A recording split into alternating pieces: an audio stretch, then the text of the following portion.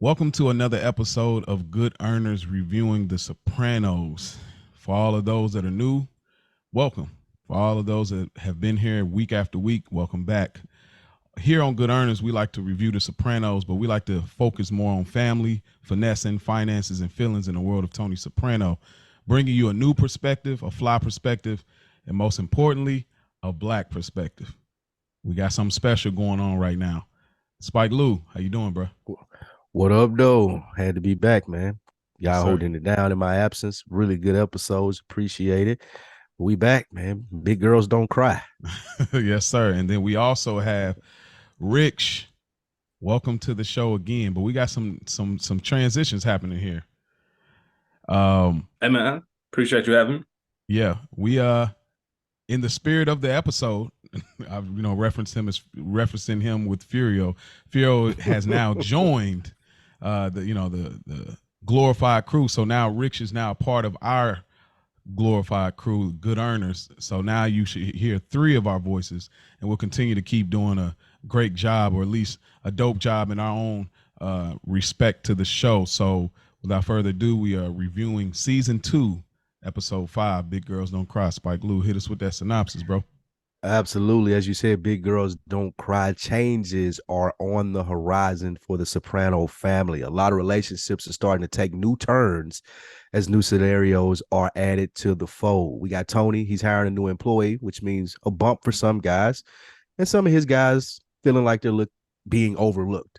We got Dr. Melfi comes to a new conclusion after some new openings in her schedule.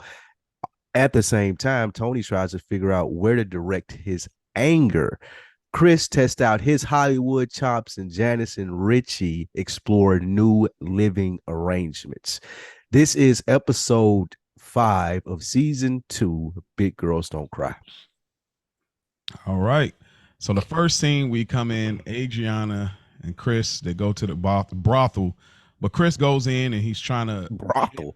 Damn, that was a real Game of Thrones. Brothel? Is that Game of Thrones for real? I didn't want to say whorehouse, but I mean that's how they classify it later. Brothel is that's funny, brothel.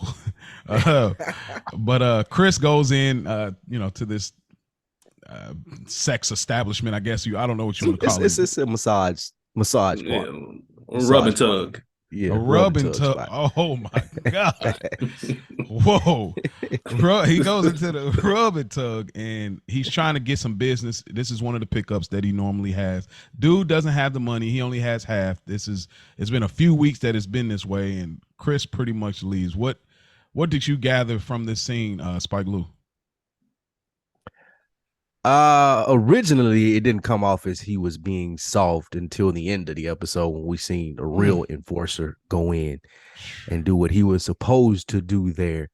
But even when he brought this shit up to Tony, and Tony was like, "Nah, I wanted you to send him an invoice or whatever it may be," like the expectation is for him to do more than sit his ass on a toy that was on the desk and cause him some slight discomfort. It seems like Chris' mind was somewhere else. That's what I got from it. What about you, Rich? Same thing, man. Chris is disconnected from the world and the business that he's supposed to be handling. Yeah. When he pulls up in the Mercedes, he's got Adriana with him. First of all, that's not the thing. If you're really trying to handle business, you don't got your girl with you on the slide. And he said he forgot to pick it up. Like, I forgot I had to do this before his acting class. So, it's just a symbolism of where Chris is as far as what he's looking for in his life at the moment.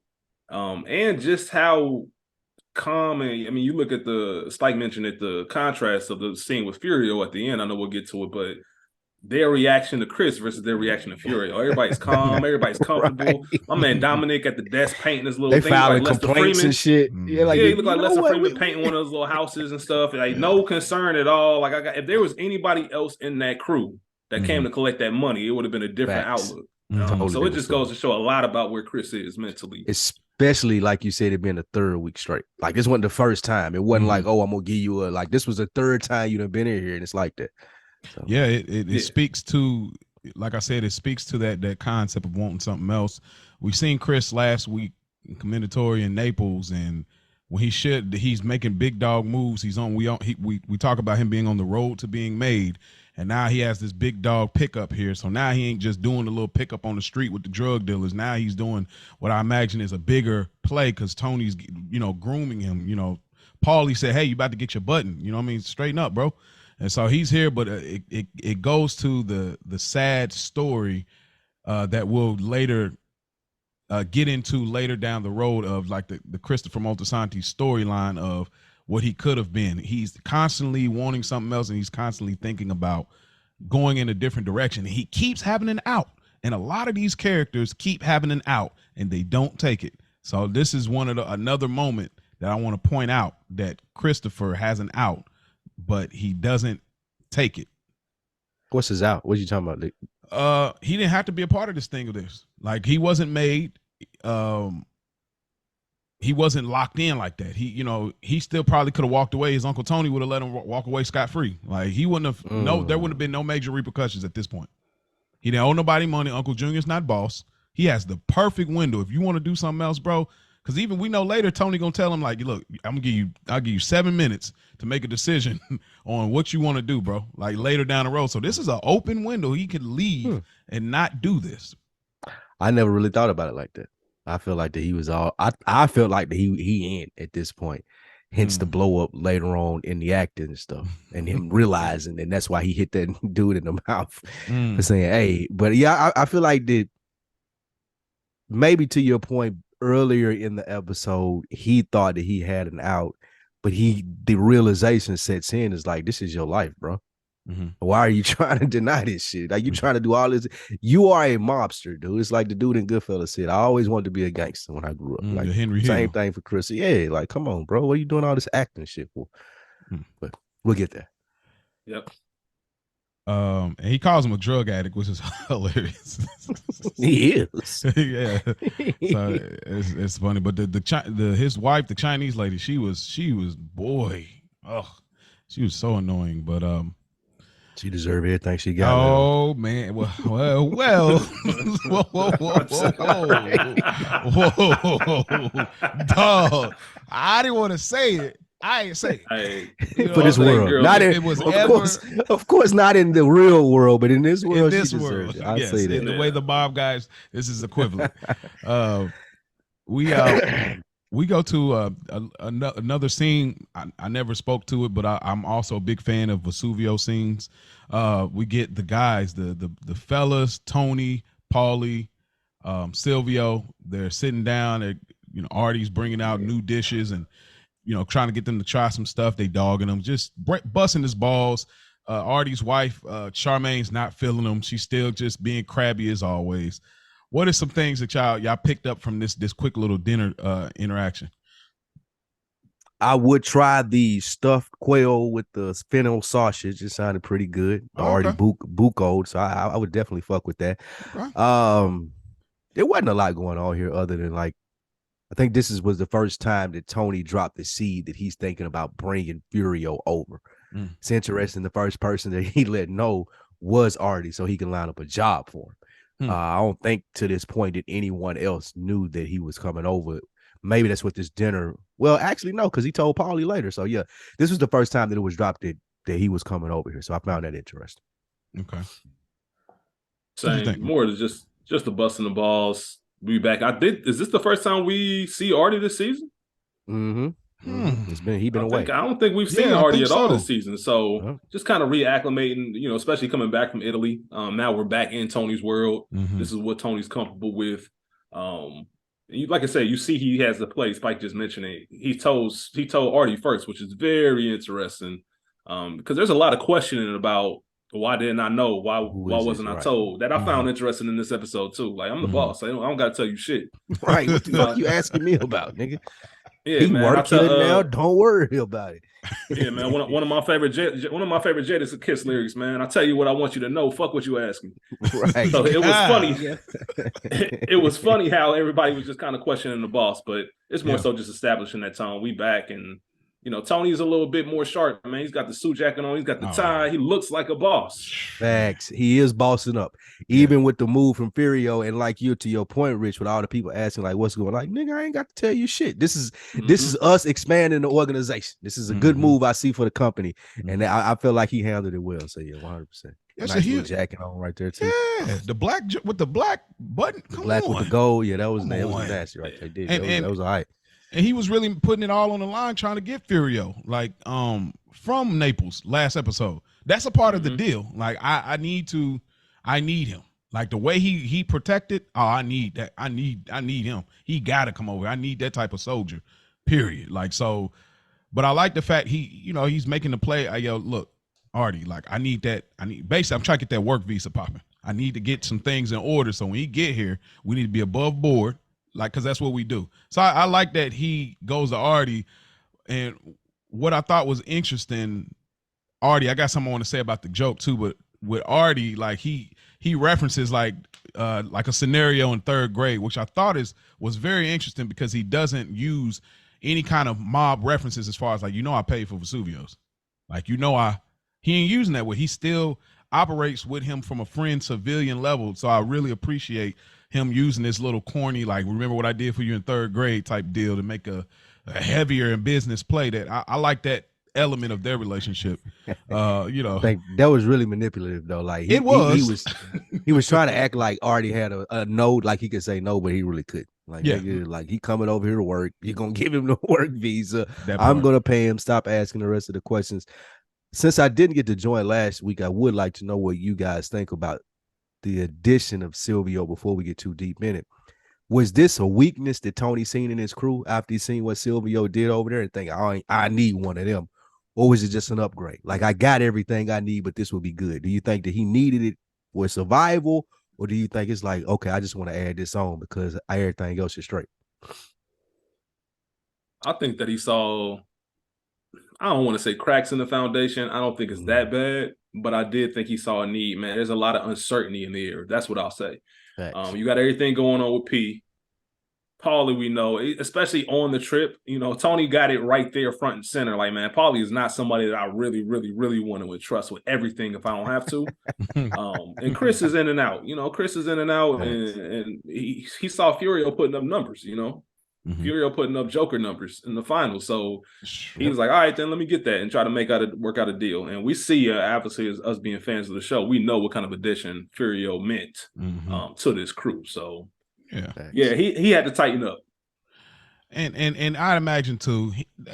You think about Uncle Junior. He had Mikey Palmisi. Mikey Palmisi wasn't the smartest, but he was definitely a gangster, and he definitely was a great soldier on the side when I need work put in. And he's riding around. He killed a man because Uncle Junior didn't like how he was joking. You know what I'm saying? Like immediately. So it's like, I need that. I need a right-hand dude that's going to ride out and do these things for me. I need to, it's going to drive me around. It's going no questions asked. No questions asked. I need a dog. I need a dog on my team. No emotion. That's what I was thinking. Okay, too. I want to see that's what Tony looked his team up down and see he didn't have no dogs. Like Seal cool. Paulie got some dog in him, but I can't depend on him all the time. Christopher, who knows? Yeah, but I don't got no dog on my team. And I think he thought that Silvio, that's the dog. I need some dog on my team. Let's bring him in. Good. I think just to add on one more thing, I think Tony looked at everybody around him and realized he needed a business boss relationship somewhere throughout.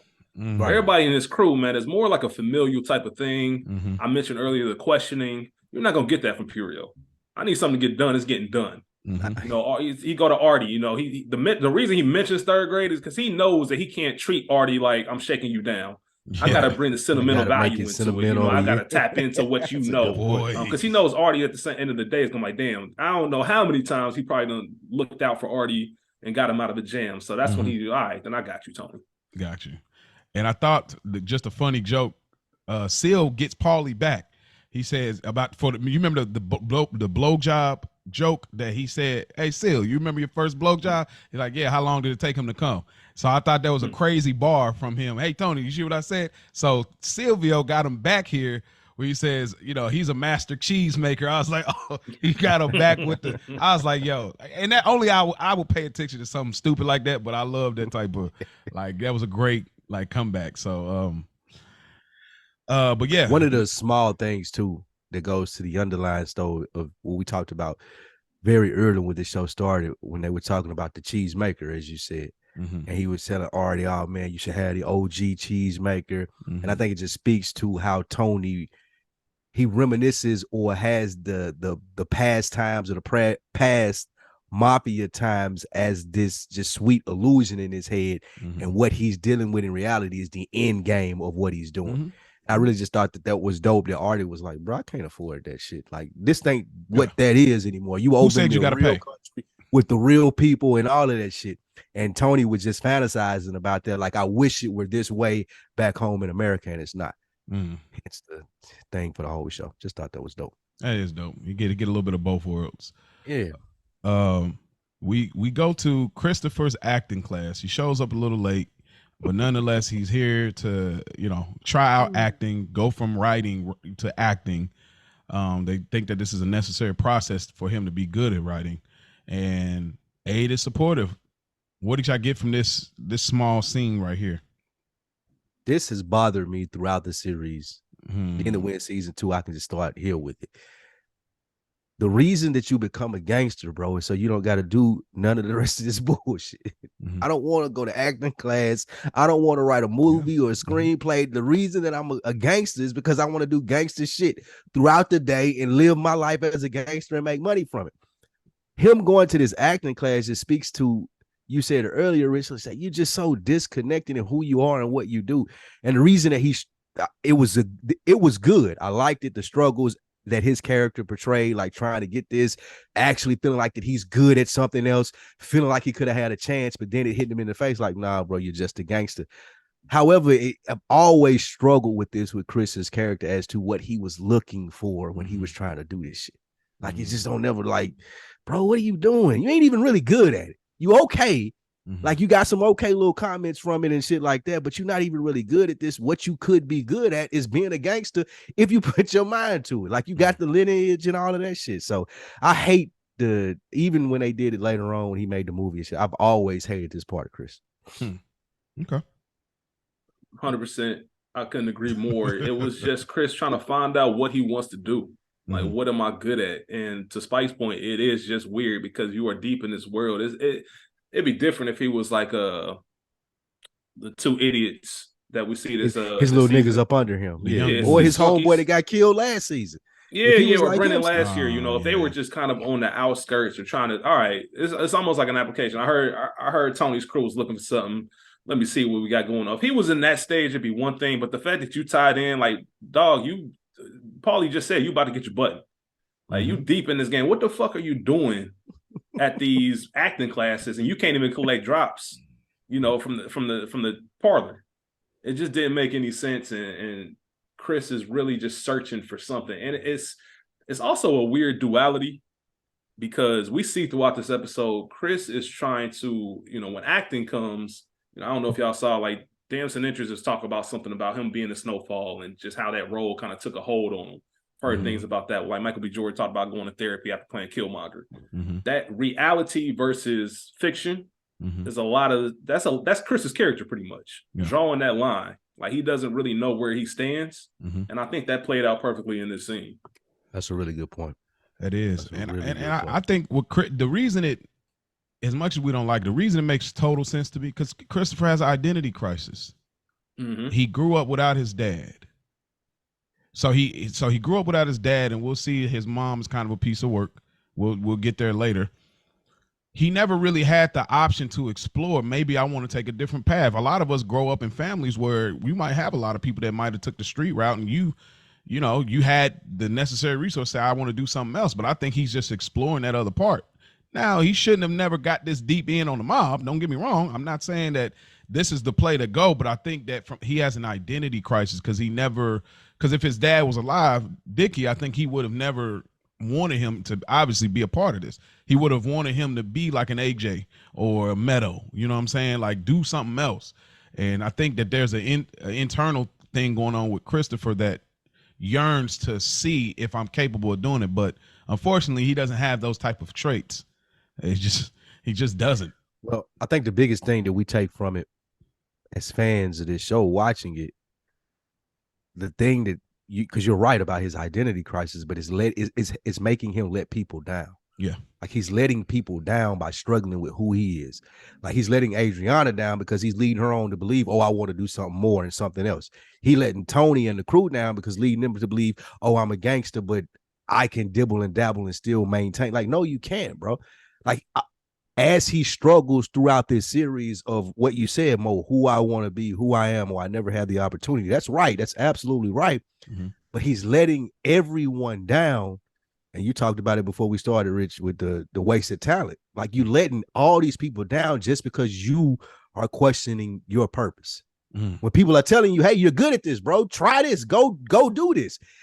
It ain't like he's struggling and not good at one thing. His problem is he won't make the commitment one way or the other. If you're not going to do it, then get the fuck out. Yeah. If you are going to do it, then stay here. Yeah. And nobody will. Well, Tony's trying to tell him that, but he won't listen. Mm. Anything else you want to add to that, Rich? Nah, man, that was he said it all. That's just, I mean, Chris is he's just one of those. If you're familiar with the show, man, he's just one of those frustrating characters, man. Yeah, it could go a million different ways for him. Thanks. And man, he could have ran it all. He could have had it all. Boy, he could have had it all, bro. I promise he had to when he finally. Yeah, but let me just. We get a small scene. Tony's watching the news. We see, Corrado Jr. Soprano on the news. And Tony's just having a moment here, eating his gabagool. Shit, man. Oh man, he some. What was he sticking in the mayonnaise jar, bro? Gabagool. What the fuck was that? In the mayonnaise. That's fucking nuts. Gabagool, like bro, dog. I ain't mad at. I like mayo, but not like that. It ain't never a sauce that like I'm a dip. As a dip is crazy. Mayo dog. As a dip is fucking insane. That's crazy. I mean, I guess ranch is mayo based, but I don't know. It still got some kind of seasoning. Yeah, mayo just like, bro, you just raw dog in the mayo. Straight out the jar too, man. A big jar too, not the small joint. And that's big pause too for you, like Lou. Like, jeez, yeah, there's a big pause. It's just raw dog. Raw dog and the mayo is nuts, but that's what he was doing though. He was though. No bread, no creativity. It's just raw dog. Make a sandwich, man. Hey, like nigga, get a piece of bread at least. Please, Jesus, crackers, nigga, get a knife or anything. No, man, that's just dipping it in there. Oh man. I just thought it was kind of funny. I kind of look at the Italian and the white American blend situation. It could be overly deep here, but I kind of look at it like that, like the gabagool. The Italian people always use that word, and then the mayo is like the white people thing. I kind of look like the Italian and the American blending mixing of cultures situation. Yeah, like like Get Out with the cereal milk situation type of deal. That's kind of how I looked at it. I don't know if they were doing that, but. I can see this is the introduction of your girl too. My bad. What did you say, Rich? No, I was just gonna say, man. But my fault, Spike. Go ahead. I was just saying it was a random introduction of that little housekeeper that will come back up later. That's it. That's what I was just about to point out to her too. Just that you got this. You complaining about the life you live, how come every time I take a piss it makes the news, but at the very same time, you got a housekeeper in your background, bro. You live comfortably, feet kicked up. Like, relax, my nigga. Yes. Exactly. Yeah, man, calm down. It's the idea, bro.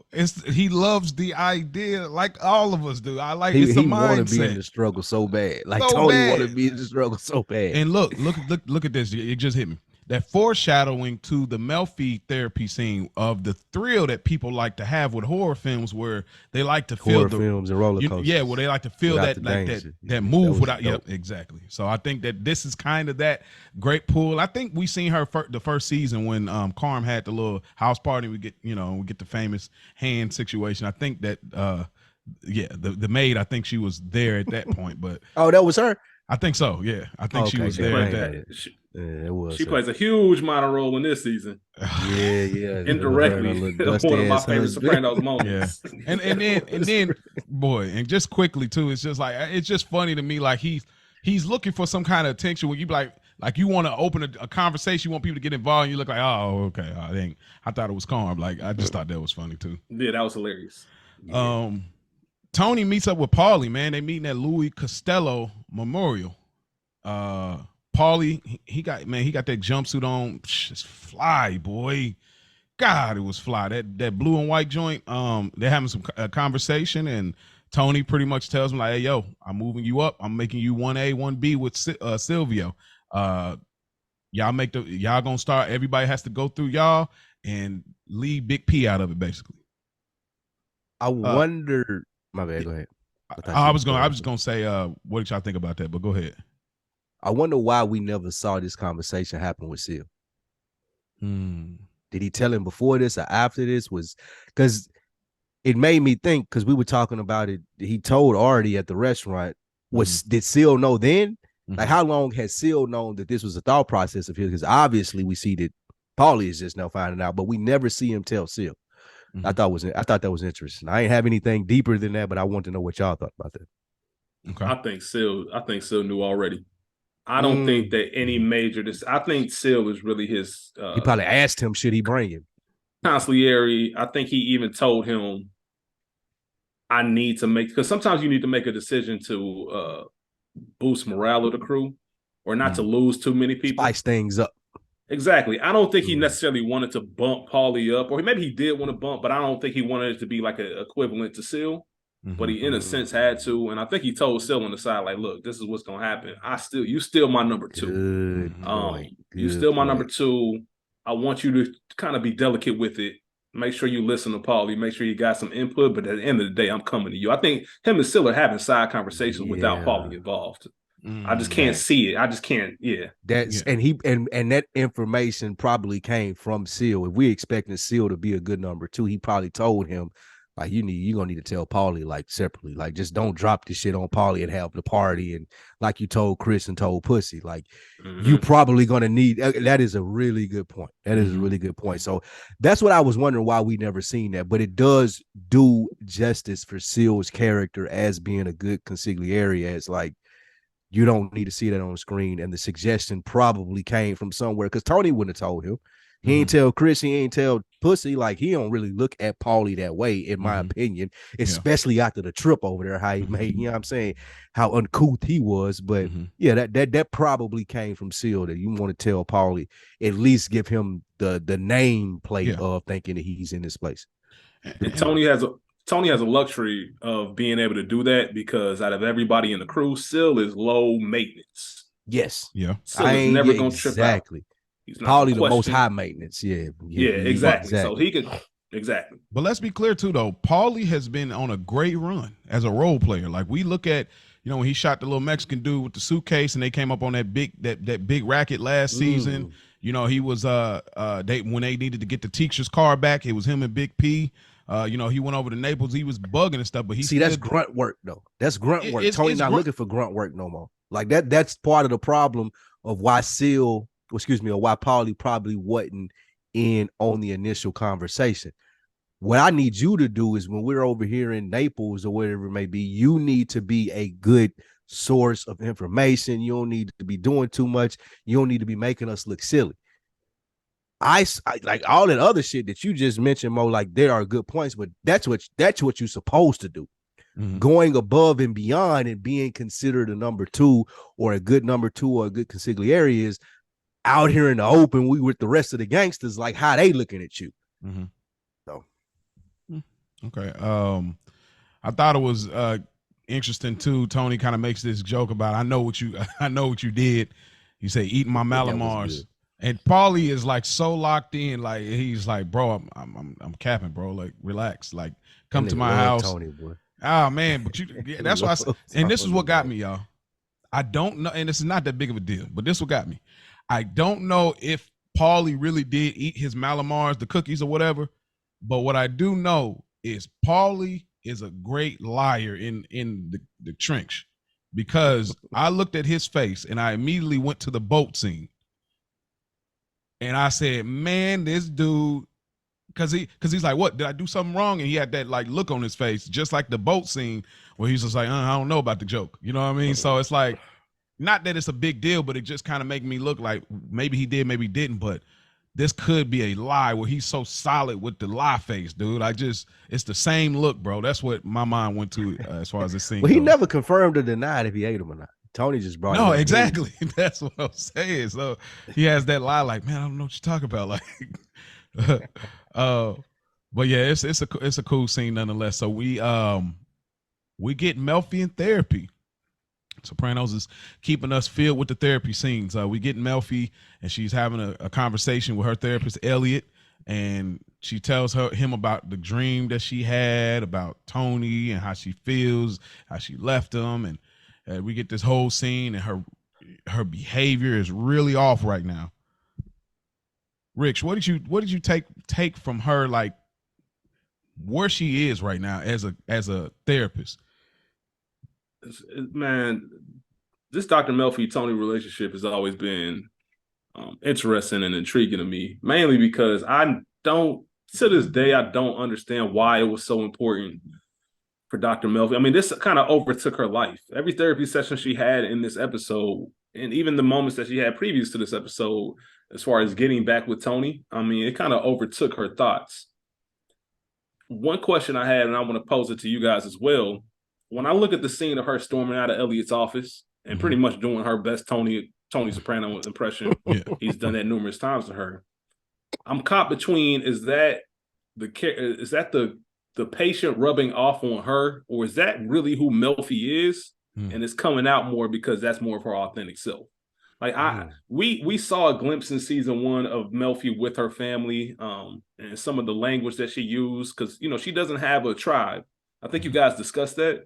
She doesn't really have a tribe. When she was at that dinner scene with the Cusimanos and all that, like she took offense to some of the things they were saying. She takes offense to some of the things her ex-husband says about Italian Americans. I wonder how much gangster, for as much as Melfi can have, does she have in her? And that's kind of who she is on the surface versus I've been hanging out with Tony Soprano too much. This shit is rubbing off. Man, that is a really good question, because they never really talked about her background. If I'm not mistaken, like they never really went into her parents, what they did and things of that nature. But as far as you're saying, she is always kind of the antagonist in the situations where you got the higher classes, like her ex-husband, the Cusimanos. She's always the one closer to Tony versus those people who are all way out in outer space. So that's a good point. I think she got a little bit of that in her. And well, I don't want to reference what I would reference to prove the point. We'll get to that later, but there's something that happens later where she don't really go to damsel in distress and really kind of just handle it herself as far as the repercussions of it. So yeah, I think that she got a little, Dr. Melfi got a little bit more, I got this shit, gangster shit versus, oh, woe is me, Karen white lady. So I would side with the Tony. Okay. Yeah. Sidebar, would I be here for a Melfi prequel? No. Okay. Nothing interesting about that for me. Not a prequel. Maybe more information added into the series about her, but I don't know if I want to know everything about Melfi unless she got some real shit that happens. But I don't see it. I just think she's good at playing, like a lot of people are playing that corporate America role, even though it's not corporate, but the business side. And then once you get off work, you a whole different side. Okay. I thought it was, what she spoke about the dream, and the haunting part of the dream was the song "You're Out of the Woods" was a great warning for her. I thought that was so haunting, and I think about Chris too. You got an opportunity to get out of the woods. This is your chance. If you want out, Melfi got it. This is your chance. If you want out, you're out. And so I think when the song, she's thinking it's about him, but I think it's more about her. But she's not looking at it because she's so locked into kind of her a little bit slight arrogance to he needs me mentality. I'm like, no, you're out the woods. You have no idea what you're really dealing with. So I thought that was a very haunting idea there. I was like, ooh, that's crazy. And then of course the Wizard of Oz reference and stuff like that, saying no, he's Oz. Like he's not none of those regular characters. Tony's Oz. You know what I'm saying? That's a good point. And I want to circle back to what you asked, Rich, which makes me see the connection more so now.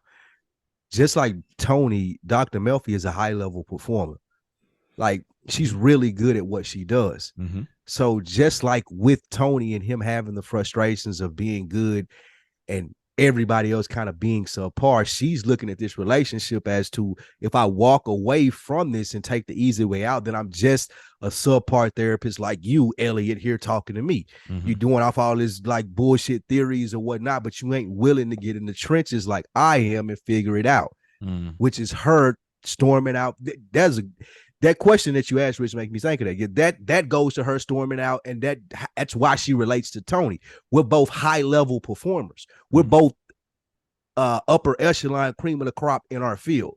So I'm not gonna leave until the job is done, regardless of everybody telling me, "Oh, well, you should do it this way or you should do it that way."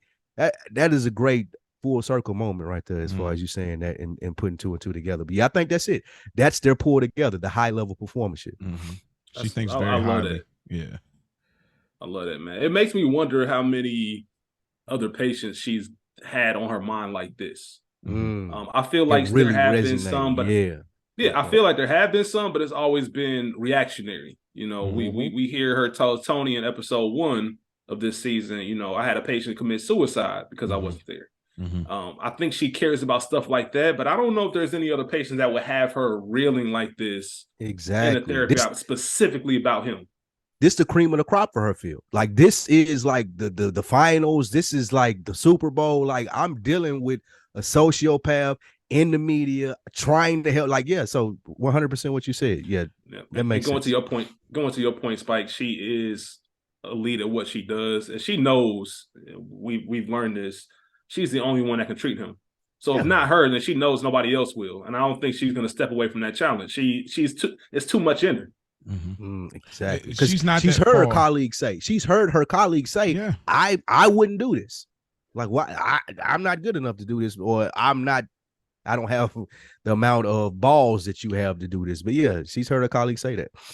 Yeah, and I think that I think it just brings it closer where it's like we're not that far different as you think, you know, because remember she asked the question to Tony, I understand, but why you, Tony Soprano, have to be the one to fix it? Why you got to be the same thing with you, Melfi? Why you, Jennifer Melfi? Why you got to be the one to fix it? So it's just very just great. Again, Sopranos being great at this, the greatest at this.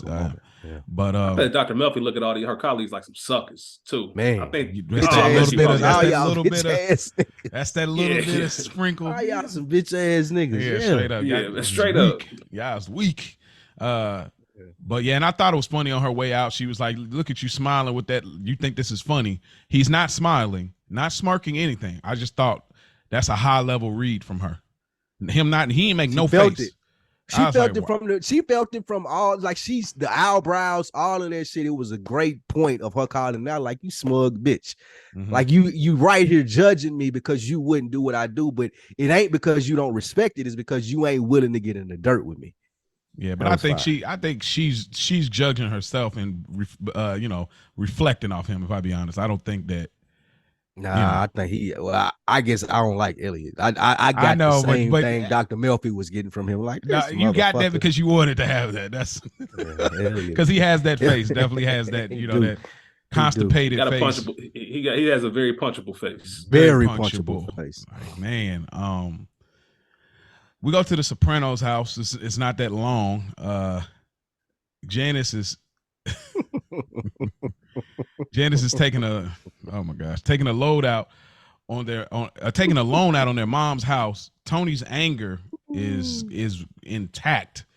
And how close was that phone to hitting AJ? Robert Eiler, please, if you ever hear this, please chime in somewhere. How close is that phone? Because, bro, that was ridiculously close. Like, dog. Man, what y'all think about this anger that Tony is letting out again here we've seen over this season? What was AJ doing? What was his purpose in this thing? Just so he could see his dad, like, flipping out? He was making breakfast. But, man, go ahead, Rick. I'm glad you asked that because I was trying to figure out the same thing. Like, what's your... I don't know if that's one of those. Listen, all right, so I just thought about this, and I think his purpose is maybe that father-son dynamic. Tony learned something about his dad, and maybe this is one of those moments where AJ's looking at his dad and the way he is, and it's that moment, even with Chris, where do I want to be this person? Do I want to be like this? Like, is this my future? I think maybe that's the only thing, because even when Tony goes in the room, afterwards makes a Radio Shack joke. AJ was just like, yeah, I think it's more so bro. that father son. Like, this is just how this thing works. But I don't know what AJ was doing in the scene. I tell you, the pettiest part of this scene that would have made me rip the phone off the wall is Carmella calling it Janice Pavati. I would have lost my shit, bro. Bitch, that ain't her name, bro. I would have lost it. Because that's the most ridiculous shit. Yeah. Hey, so let me chime in real quick, man. That's why people don't like Carmella, because she has this. She knew what she was doing right there. Yeah, man. She has this holier than now, like where she tries to do the good thing. It's almost like the equivalent of in today's term, being woke. But you still talking your shit on the side, like you ain't like this for real. You really don't like her either. Yeah, you doing bro. Stop it. Trying to call her by the name that she told Pavardi. Bitch, shut up. Like she called her that. She called her that a few episodes ago. She still was doing it, and Tony keeps calling her Janice. But when she got a problem with her, she refers to her as Janice, though. When she trying to piss Tony off, she'll say that. Well, that's like she really slick, bro.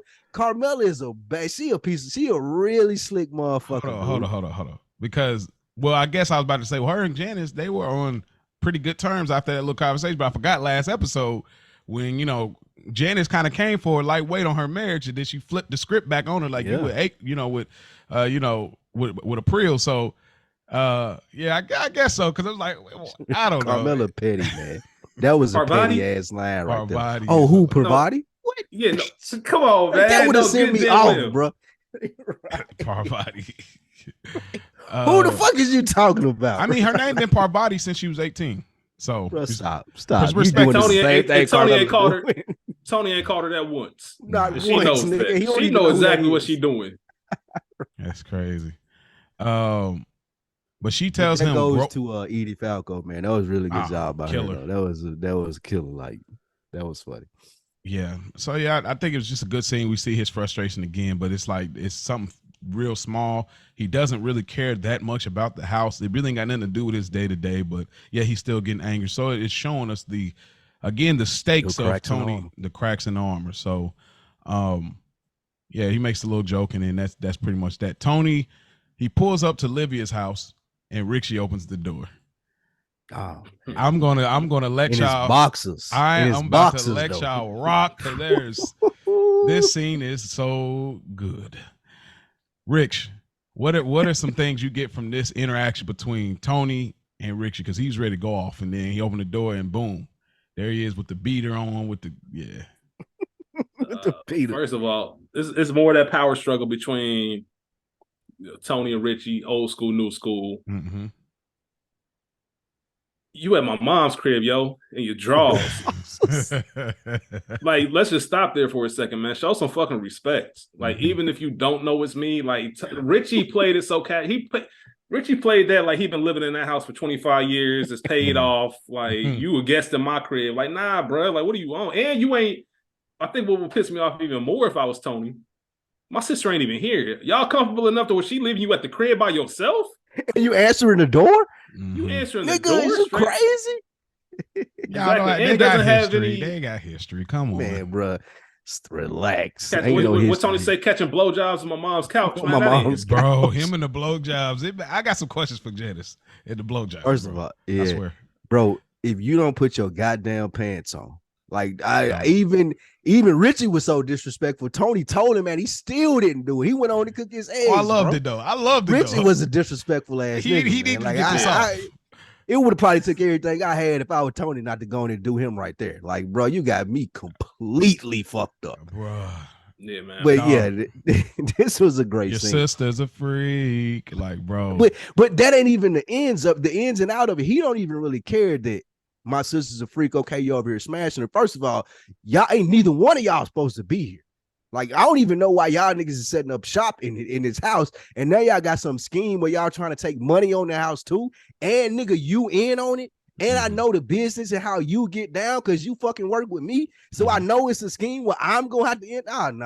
Y'all got me fucked up, bro. Like, it would have been an eviction. If Spike Lee was Tony Soprano, it would have been an eviction note. Like, y'all getting out of here today. Oh, this shit is over with, my nigga. Tony, if I don't even care if I take $100,000 loss, I'm selling this crib today. All of it's gone, bro. Get you get out. Y'all can go live in a box for all I care, nigga. Think about what think about what he went over there for, because he feels disrespected from Janice. The loan, right? Constantly going behind and doing some extra shit. The disrespect. He gets here and Richie opening the door. That disrespect. Obviously, their conversation a couple episodes about Beansy and the way he's going about things. The way Richie holds that fork, almost in a threatening manner. I let it slide once. And the most important thing to me, it's just I love that the first time we actually see Richie and Janice together in that kind of couple scene is in that kitchen. And I'll just leave it at that. Yeah. Well, and that goes back to something different. Yeah. The thing for me too, what Tony was really trying to get off here is like, bro, I am not your little brother anymore. I ain't little AJ or Tony Soprano, who you used to know, Richie. Both of y'all got me fucked up. And I ain't gonna go as hard on y'all as I could right now by having me fucked up. Since y'all are two fuck ups, y'all can figure it out, and I'm done with it. But I think that the overall thing for him was y'all treat me like the old Tony, and I'm the fucking boss now. But this is out of his more. But this is I don't shine shoes perfect. But this is out of Tony's jurisdiction though. Like that's it ain't really though. It really is. It's my mom's house, bro. Yeah, it's but my Daddy mom's bought house. It, though. But that's what he said. But he said, but Dad bought it though. Like so, it's like he already. Nobody didn't buy it. This is still under my. I gave. No, this is his dad bought it. That's why when they was having that conversation at the pool, he let it marinate. He was like, all right, you know what I mean. So I think the reason that it is under his jurisdiction because he knew this was going to happen when Janet showed up. You're gonna find a way in, and more you're gonna take and take and take until you swindle me out of something. Okay. That's why he's so much on the defensive with Janice. And now I'm looking up. You've moved Richie in my mom's house. You're trying to take out a loan on the house. You're trying to bring my mom back in the house, who I don't fuck with. All you said you was coming here to do was tie up loose ends, bro. Like you were supposed to come, get some money, and leave and go back to Seattle. But to Tony's sphere, you're doing everything that he said that she thought she would do, and that's why it's in his jurisdiction because you playing in my face, as the kids say today. Yeah, you playing in my face. But you're right. But he got bigger fish to fry. Like this is where you really need that because you're like, bro, this is because he goes later talking about like I'm going off about I don't even really. But I think that. I will say Richie had a fair shake when Tony was just like, man, my sister, blah, blah, blah. Like, there's better looking men in the can. And that kind of triggers him a little bit where it's like, bro, dog, I was in the can 10 years. I don't want to talk about that. You know what I mean? Like, so when he got the fork up, yeah, like, yo, don't play like, hey, bro, don't play like that. You know what I'm saying? So I felt him there. And I also think it's funny offering a man eggs in boxers is nuts. Bro, I'd hit that nigga with that skillet, bro. Oh, like, yeah, you got me fucked up. That's hilarious, man. And it goes to even further, bro. I sat there at a table when I saw you have a conversation with Chris about how what your role is. You give her your last name. It's none of my fucking business. Tony had every right to act the way he did, just to, like what Spike said. Like he's not out of pocket for that. This ain't your wife. I'm not coming at you. We see, even though. We find out later in seasons, Tony really don't care, but bro, like I got every right to say what I need to say. And that was just great acting by, I can't think of his name, the actor who plays Richie. There was so many silent moments where Tony and Janice were having a convo and Richie would kind of look over his shoulder and shoot him that death stare. Like Richie's a problem, man. Oh yeah. Richie is a problem. X. He's a great villain, man. He is. He was one of the few, like, he was like a surmountable villain to Tony. Like we could have gone blow for blow. Oh yeah, like the way that this ended was good. I don't know if there's anybody. I think. Well, Phil definitely later on. Phil was definitely Phil. Yeah, but I'm looking at like I can call up the boys, or we can shoot the fade for real. Like I'm looking at like Richie can get with you on like yo we want to square up. We can go. I don't look at Phil so much in that way. Of course, Phil got the manpower, so it's like, yo, we can go to real war, of course. But I kind of look at it when we talk. You're talking about from a physical standpoint. Well, like, yeah, I mean, okay, yeah. He would have been the only one to fight Tony. Richie would have been the only one to fight Tony for sure. Only one of his foes that he had would have been like, yeah, nigga, I'm right here with you. We can go. We can go. I agree with you. But we go over to Christopher. It's just a real quick acting scene. The guy comes down and he's supposed to be holding oranges, and he goes into his pocket like, "Hey man, what are you doing? You dropping your oranges?" To me, small scene, you know, oranges and eggs I spoke about before, like representations of death in the Sopranos, as well as most oranges in most mob movies. That's like kind of a reference to somebody's dying or something bad is going to happen. And so that's pretty much it. It wasn't a lot here for me, but if there's anything big, I got, wait, I think this is a big Christopher scene because this is a small scene. So I think this is a big moment in the Christopher story, though, because this is the fucking hook for his character. This is what Adriana sees. This is what that class sees. This is what Tony sees. There's a flash of brilliance in this character that pops out every now and then. And those people that love him and want him to do well, they buy into that. Even with this class, it was something really small, like you said, Mo. Oh, you dropped your oranges. You dropped your fucking oranges, as a matter of fact. Great fucking line, great improv. Nobody in there was thinking about it. All those people latched on to it. Chris is like, oh shit, I can do this. Same thing with Tony. There's small samples of brilliance that people see with him, and they're like, oh man, you could be the dude. But then, as you said, Rich, complete waste of fucking talent. Because he's not focused with it. Like he's trying to spread the brilliance so many different ways, and it don't have to be that way. He could focus on one thing, as we've seen here, and be really, really, really fucking good at it. But he ain't tapped in enough. And that's another thing. I know we've discussed it before. What separates a show like The Sopranos from your average show? These small ancillary throwaway scenes that look like throwaway, they really mean something. This scene really mean a lot, bro. This 35 seconds says so much about Chris, not only from what Spike just said, but also one of the first times we meet Chris, he is complaining about the lack of credit that he gets. Yeah. Now we're in a position of where he's getting credit for some of his brilliance. Not only that we see it, but he's also getting acknowledged for it. He doesn't get that acknowledgement when he does something good in the world with Tony. It's like, hey, good job. That's what you're supposed to fucking do. Everybody kind of on his dick. They fucking clap for him, right? Like nigga, they use a slick ovation for him. There's a pause with that look on his face, like that little proud, like, yeah, it was, you know, I am somebody. Okay. Yep. Like he needed that. So you stupid. Somebody. Yeah, man. So this is a big thing for Chris, man. It just kind of shows him finding something that not only am I good at, but I feel accepted too. Like other people recognize it. Facts.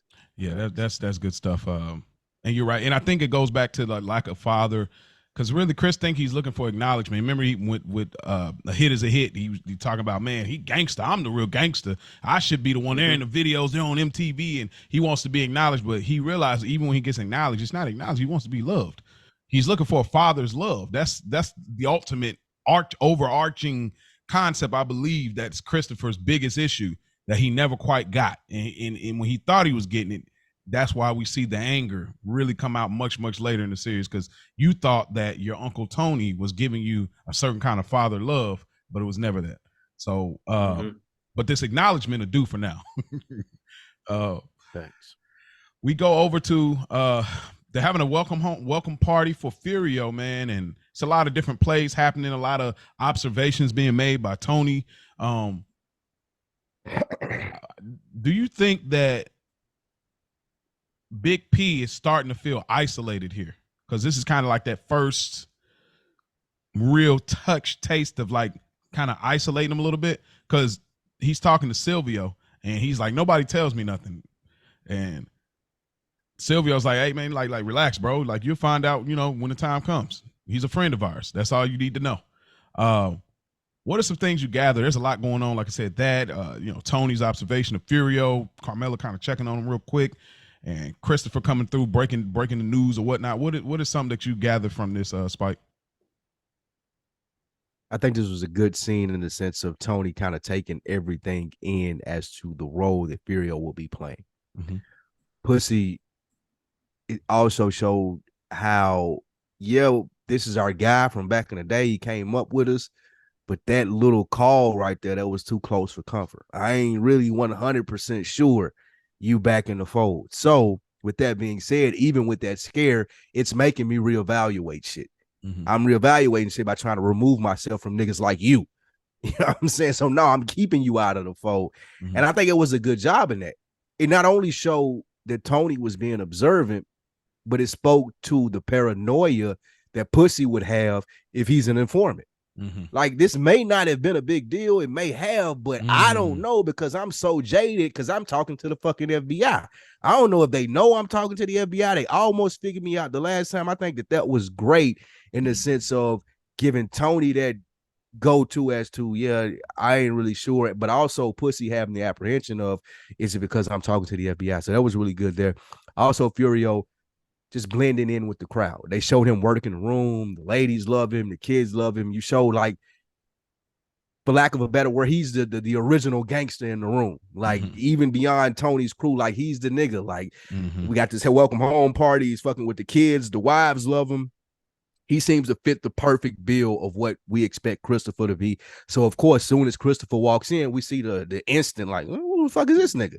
You know what I'm saying? Like you would be if somebody at your job came in doing the same thing that you do, but motherfuckers was fucking with them more than you. Like, you like, oh, what's going on here? Bruh. So all of that was really good. Go ahead, Rich.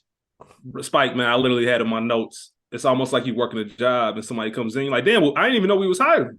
Right. Like, what's going on? And he do the same thing I do? Oh, hold up. Boy. Yeah, start putting two and two together. Because that's the biggest kick with Furio.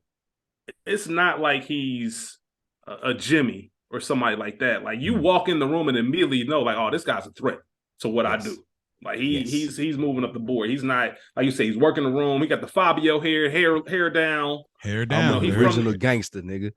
Yeah, he's from the old country. Like, he is not here to play any game. So if you are not in the fold, if you're not a Seal or a Paulie, and you know, all right, man, my position is solidified. Tony already gave me that talk. Like, I know everything good. If anybody else on alert, looking at him like a threat, like, what you doing here? What you got to look internally? What did I do wrong to make him want to call Furio over?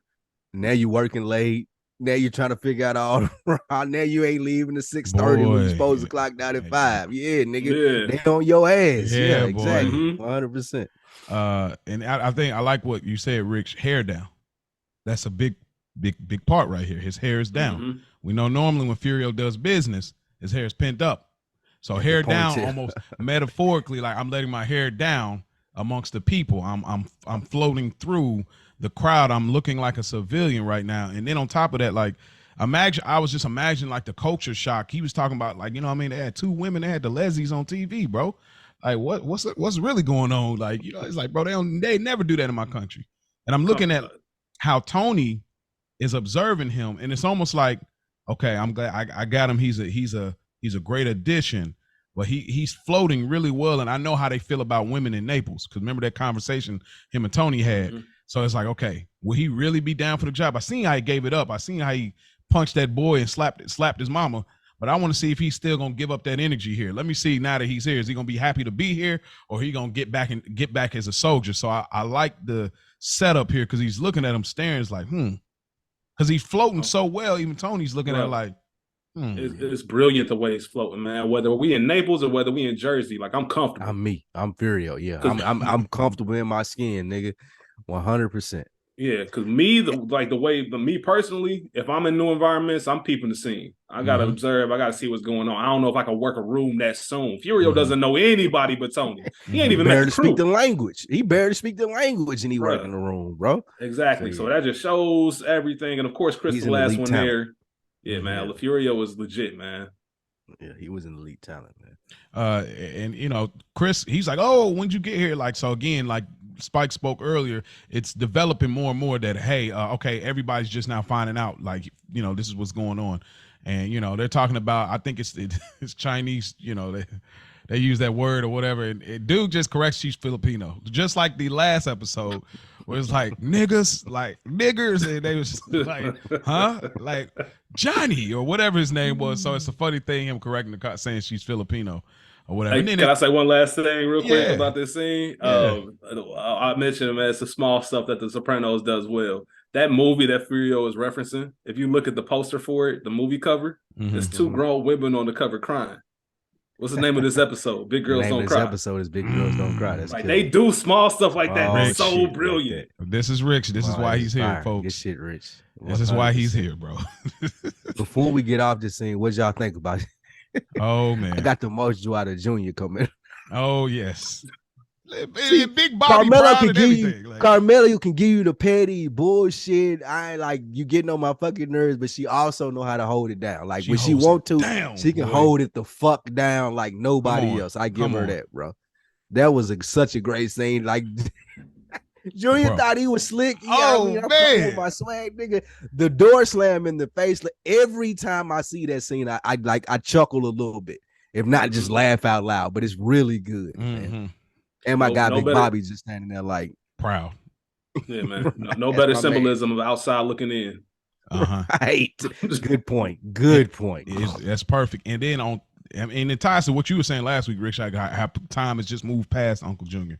Yeah. And then also the shit no more, nigga. What you doing here? Bro? Like, you ain't even like, bro. And the crazy part is we talk about people Tony not giving everybody info. Tony is moving so different. This is why Melfi's needed too, because he needs to be able to spill this out somewhere. Because he's telling certain people, okay, Furio's coming. I'm moving Paulie here. Chris, don't worry about it. I'm gonna have him do this. Big P stay over here. I'm good with Uncle Junior. I'm meeting with him, but I ain't told Carmelo we on the.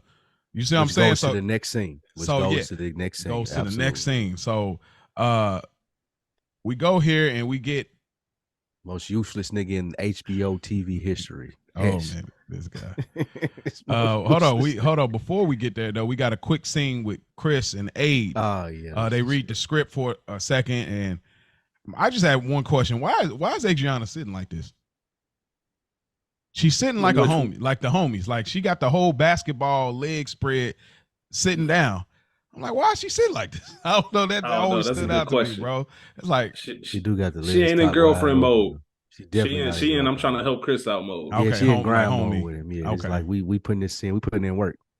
Okay, but I'm just her legs are cocked wide. Like why? But I guess that's supposed to like the representation of how, like, again, like Rich said, she the homie. Okay. Like that's one of the best things about Adriana. Like she not only was his girl, like she was for real deal the homie. Oh, I got one more question. You said Carmella, nobody holds it down when it comes to her holding it down for Tony. Who you got hold it down more for their man? Carmella or Adriana? Well, I guess it's kind of a given. It's kind of a given. Know how the series ends. Yeah, it's kind of a. We know how it ends. I put my foot in my mouth there. I forgot that fast. But he does like a little Joe Pesci impression. You know, I love how they just kind of keep the world of Sopranos within the real world of like these actors that have played mobsters, and they're really supposed to be mobsters, but they're acting. You know, it's just all that brilliance wrapped up in it. You know, it's got that built right in it. Hey, real quick, yeah, I just want to tie back in. A lot of that stuff happens with Chris's character, and I don't think it's by mistake. What? I mentioned earlier that duality, just that blurring the lines of these worlds. Mm-hmm. There's a lot of stuff that happens with Chris. Those specific moments where we see, you know, the Goodfellas references. A lot of them happen in Chris's scenes. Mm-hmm. Cool. Yeah, Christopher. The crazy thing about Christopher seems like a today's mobster. Like you can almost see this guy if that were like. Well, he was supposed to be the new generation. Like he was supposed to be the next thing from Tony, but he just was a fuck up. Yeah, like the modern day where like even if you've seen it today, like this dude's in a mob, but he's posting the money phone or like or like. I'm just like you're not doing it right. Had the world by the balls. Pretty much, he's just not doing it right. The world by the balls, yeah. Yeah, so but yeah, I love this. I love that. Adriana's she's in super homie mode. I love how she just supports him. This is dope to me. He's not that good, but she really supports him. Talk about out kicking your coverage, man. What you talking about? Like her being a smoke show? No reason. She not even only that. Just who Chris is. Like she was just super over. She should have never stayed with Chris's bullshit. Like it was a fucking junkie. A way out again, y'all. This is the thing. There's been a way out, but people are not taking it. Like it's crazy. Good pull. Now we get to what did you call him, Spike Lee? Tony and biggest piece of shit in HBO TV series history. Like this nigga is literally no contribution. All he does is like just take fucking Hesh, man. Like Hesh ain't shit to me. He one of my least favorite characters. He right there with McNulty and of recent Shiv Roy, like all the the Joffrey Baratheon, all the bad. Okay, we're not gonna do Joffrey because Joffrey. Come on.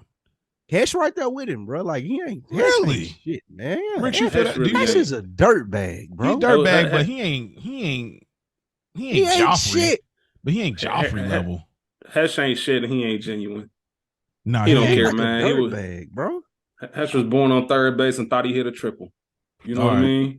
Right. He's one of them type dudes. So what y'all give it to me real quick? Like, what is your strongest disdain for him? Like, based on where we at in this series with him? He's a leech. He's a user. Like, he's not contributing anything. Like, even in this sense of, and we can go into this scene. In this scene, Tony is going to him. You are not necessarily my consigliere, but you're the guy that I look to for fucking advice, bro. Like, I'm trying to, like, you've dealt with other people in this situation. I'm trying to figure this shit out. And all you can fucking talk about is what you, like, the shit that's bothering you. Like, what's wrong with you? And of course, I can't get into the rest of it because it'll be a spoiler, but it never changes from what Hesh's relationship is with Tony throughout the series. Tony thinks that he's an ally. That nigga ain't never gave him any good fucking information. He's just a leech. So that's why I don't like the best information Hesh has ever gave Tony was about his dad. And his dad having a cancer. He had this in this scene. In this scene, we got 4 more years in this nigga being a dipshit. Yeah, but you're right. He's not. You ever had that? Because there's a relationship there. It is. I don't even want to go as far to say that Hesh doesn't care per se about Tony because of his relationship with his dad. But you ever had somebody give you a call, like you cool with him, but you ain't cool, and you wondering like, why the fuck is this nigga calling me? Why are you calling me? What are we talking about? If you've ever been in that situation, you've been Hesh to that other person. That's what Hesh is to him. Like disregarding, I'm gonna be here for you just because, but I don't really want to talk to you. Like even when he opens the door and you see his girl, he's not paying Tony no mind. He's distracted. Yeah. We see that in a later scene where he's distracted. He don't give a fuck about Tony. Nah. Unless he coming for a paycheck. I can't wait till we get to later seasons with the whole loan and everything. The loan, well, I cannot wait to hash that out. See, now my perspective, I remember how I felt the first time watching it and the second time. I can't wait till we get there. You're right. Yes. And I don't like people like Hesh because they play it off like they in the It wasn't me. It wasn't me. I don't know what he's talking about. Like why are you saying that? Like, bro, I wasn't saying like, nigga, shut up, nigga. Well, Hesh is one of them niggas, bro. Yeah, Hesh is really just your oppressive white man in this country. Like Hesh just feels that. It would be even more granular than oppressive white man, but I ain't gonna get us canceled and go into it. But he's just that type of white, like you, the worst. Where it's like I can't stand you, black people, but I can't help but to sleep with your women. And I can't help but to make money off y'all records. Right. And I can't help to, bro. Like, this is Hesh. So he's just the worst. He is definitely the worst of this. But Hesh don't care nothing about Tony's dream. The same way Spike talks about Elliot's smugness, that's the same way I look at Hesh. That's smug. He just got this smug look on his face. Like he really got the punch. He's the king punchable face. Like he got the itis. You talking about Mikey Palmisi? All the black women throughout the time. That's another one. Like you have an issue, brother. He definitely got the Mikey Palmisi face, that the itis for real. Like but we get the big reveal there that his dad had it, and his dad had passed out one time, hit his head on the cigarette machine, split it open, which is interesting because Tony would later have speak to something along those lines, an unidentified black male, I believe. But that's later down the road. Anything else I get from that transaction other than the reveal that his dad had this issue? No, I think that was the biggest thing. Okay. Big step. Y'all probably pull more here than me. Chris just goes back to the teacher for a second. He's trying to basically switch the script. That's pretty much all I got here. I mean, this could speak to like him always trying to flip the script on everything, maybe, but I didn't get a whole lot here other than I didn't like that, and I don't want to be the gentleman caller or whatever. I think it just goes a lot to show that new mob, as Spike mentioned earlier, that new guy, that's that new generation. Stop trying to look for the easy way out all the time. Like anything worth having is going to be a challenge. Like you are always trying to change up. You always think in this world, that is absolute. You are always trying to change the narrative to fix what's easiest for you and works, but what's best for you. That's not life. That's not the world that you live in with the mob. Like, bruh, grab your nuts, figure this shit out. Thanks. Like, we not, you can't always go to a situation and say, I don't like this, let me switch it up. Yes, exactly. I 100% couldn't agree more, Rich. I think that's what that small scene says. And again, we're talking about how great a job the show does of when you get these little cut scenes like this and it takes so much from it. Like, this is Chris's character. I don't like this, man. Let me do something else. No, nigga, that ain't what the fucking assignment is. I don't give a fuck if you like it or not. Figure it out. And that's what Tony tried to get for him for 6 years. Like, I ain't putting you in the position to be like, oh, well, this is easy and this is a breeze. I'm gonna, like, no, nigga, I'm putting you in a position where you got to do a little work. You got to figure it out. And I expect to see results. And he just trying to avoid it. Every time I think of this scene, I think of Willie Beeman. I'm saying always trying to call an audible because it fits with your style and what you do. But at the end of the day, what's best for the team? You got to do shit a certain way if you want to accomplish things. Like, this is only going to work for so long. Like, yeah, I can switch it once. He switched it once. He tried to do it again. Like, nah, nigga. Like, I shouldn't have switched it the first time. Like, Chris, man, you got to play the game, man. You got to actually see what your potential is. Wasted talent, man. Wasted talent. Team, what team? Coach Carter. Remember the Titans reference. So we get a cut and we see ducks in the water. We ain't seen the ducks in the grip, I think, dang near since college. Then we pan up and we see it's Irina, Tony's Gumar and him. They on the boat, chilling out. I think it's called Egg Harbor. That's what it says on the side of the boat. Another egg reference here. He's getting mad and he's really taking it personal about her throwing Cheetos, some knockoff Cheetos ducks, man. to the bird. They might choke. Yeah, he ain't feeling that at all. He gets on her top and then choke, man. He has an interaction with this guy, and they had to get up out of there. What y'all take from this interaction? Because I got some questions here. I like these scenes, man. I like these are the scenes that make Tony fucking Soprano. Don't play with me. Like, what? Even you in another language reaching out to the chick that's on the boat with me and whatever the fuck you saying, I ain't gotta understand it, but don't disrespect me, nigga. I am Tony Soprano. Like, I'm finna make you pay for this shit. I love that scene, even from the sense of when you think you know everything. Well, bitch, I know this. I know you ain't supposed to be feeding these ducks this goddamn food. Like, all of this about that scene was why I love Tony Soprano. Though it wasn't great, it wasn't a great reflection of his character or whatnot. You're supposed to be better than that. You're in a better position than that, being a mob boss. However, those sometimes are the things, like when people in powerful positions, like, no, nigga, I'm gonna let you know how I feel about this. I loved it. I love this thing. I agree with everything Spike said. Those are the moments that made Tony Tony. Obviously goes to show to his anger. Putting it with the phone scene, man. Like, Tony's got some shit. Because that was a theme too. Like you just mentioned, Spike, you above this. But at the same time, that anger is still coming out. Everything's good in your life, but you still find these little issues to go to.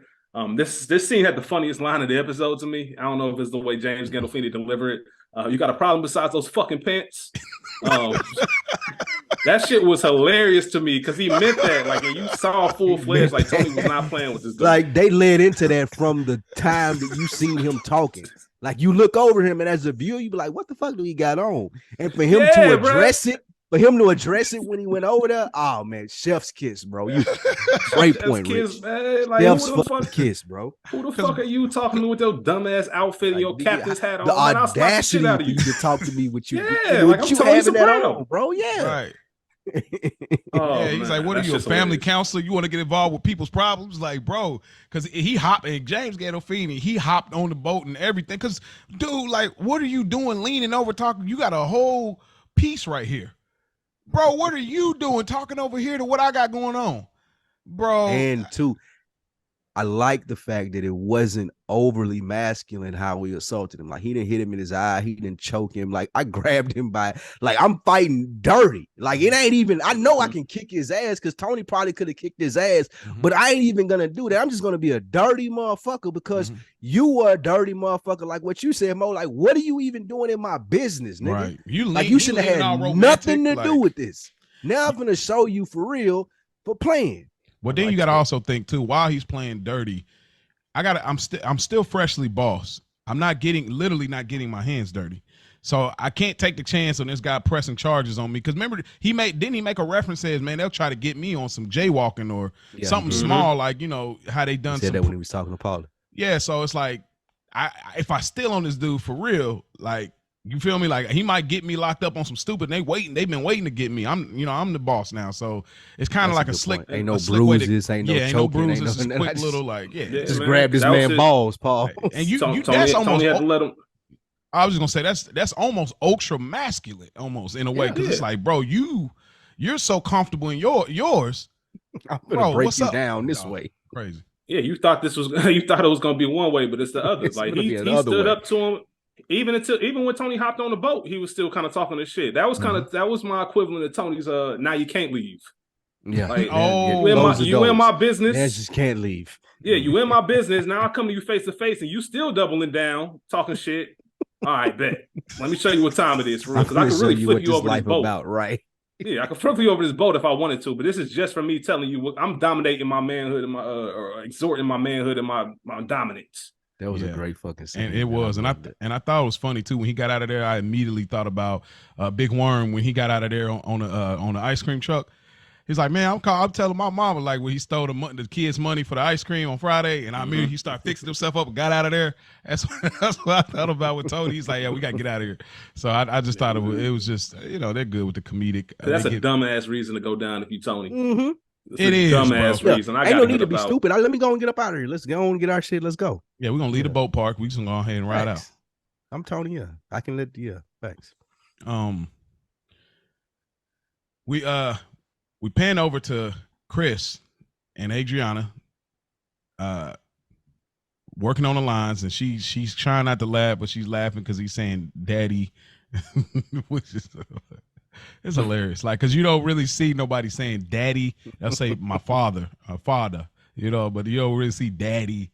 So it's kind of a funny thing, but he's trying to work on. He's like, see, this is why I don't want to do this, and you know, that's a real moment right there, though. As men, I'm sure we all can say that, like, especially with women that you trust in, you going over shit when they are like laugh, when you really trying, like, you know what I'm saying? Like you feel that, like you've been in that position that Chris is in. Like, come on, man. Like, I'm trying to be vulnerable here, and like, you making me not want to ever do this again. Yeah. So I respect it. I liked it this scene. Yeah. You know, we see him. They just continue. He snorted a line of coke, just threw in a towel immediately. He just ain't got thick skin yet, like at all. He never gains thick skin. I mean, that's throughout the series. We'll see. He's very sensitive, the sensitive gangster. You know, not the strong, silent type. Jefferson's theme music too. Yeah, moving on up. Right. That wasn't by accident. Exactly. It was not. It was a good one. He tries to call and, you know, change things out, not happening. Again, we talk about trying to flip the script again. Then we just get this quick moment where Tony's talking to Hesh, and Tony pretty much forces Hesh into the therapy role, kind of. But Hesh don't really care. He's talking about some fight that he got into this one time, because Hesh ain't really about it at all. And, you know, Tony's just going in about all his things, you know, as boss, and nobody's listening to nobody here. What did y'all gather from this scene? I mean, if I'm Tony, I don't have to listen to Hesh though, bro. Like, the reason that you're around is for me to bounce ideas off of you. The reason that you exist in this thing of ours is for you to be able to at least fucking act like you interested, my nigga. I don't give a fuck about nothing that's going on in your life right now, bro. Mm-hmm. I'm talking to you. I'm the boss of the family. Like, why are you telling me about all of this random bullshit that's happening to you? And I think, again, that goes to my disdain for the character of Hesh. Like, he just don't show Tony enough respect, bro. Mm-hmm. And Tony was too, like, this is my pop's man, so I'm gonna bring him in, but it's just disrespectful. I think this was a disrespectful scene by Hesh. Yeah, man. Hesh might as well have been snoring. Man, you bro, know, he wasn't paying no mind. Yeah, he wasn't paying no mind. And it shows the importance of Tony needing to let that out. Like, he needs to get back in the therapist chair. Like, the way it's set up is kind of similar, other than being across from one another. It's like a therapy room. Mm-hmm. Yeah, it is. Yeah. He needs to get back in. He needs to get back in and talk to me. He needs that Dr. Melfi. That is a good thing from the scene too, as well, showing that he needed to be in that therapy room with her. Yeah, that's true. We get another scene with Christopher acting, and this is where we get that famous scene. We've seen this clip chopped up so many times, but we get the scene of Christopher, hugging on the guy and saying the daddy line again, but he's like bodying his acting and the whole scene, and people are into it, and he gets up and he's in this, and then somebody say, hey, how did you make yourself cry? And then he immediately walks out with that famous Christopher walk. What did y'all gather from this scene? Yeah, man. Chris was, go ahead. I was gonna say Chris is pulling the ending of it. How did you make yourself cry? He's pulling from a real place. Mm-hmm.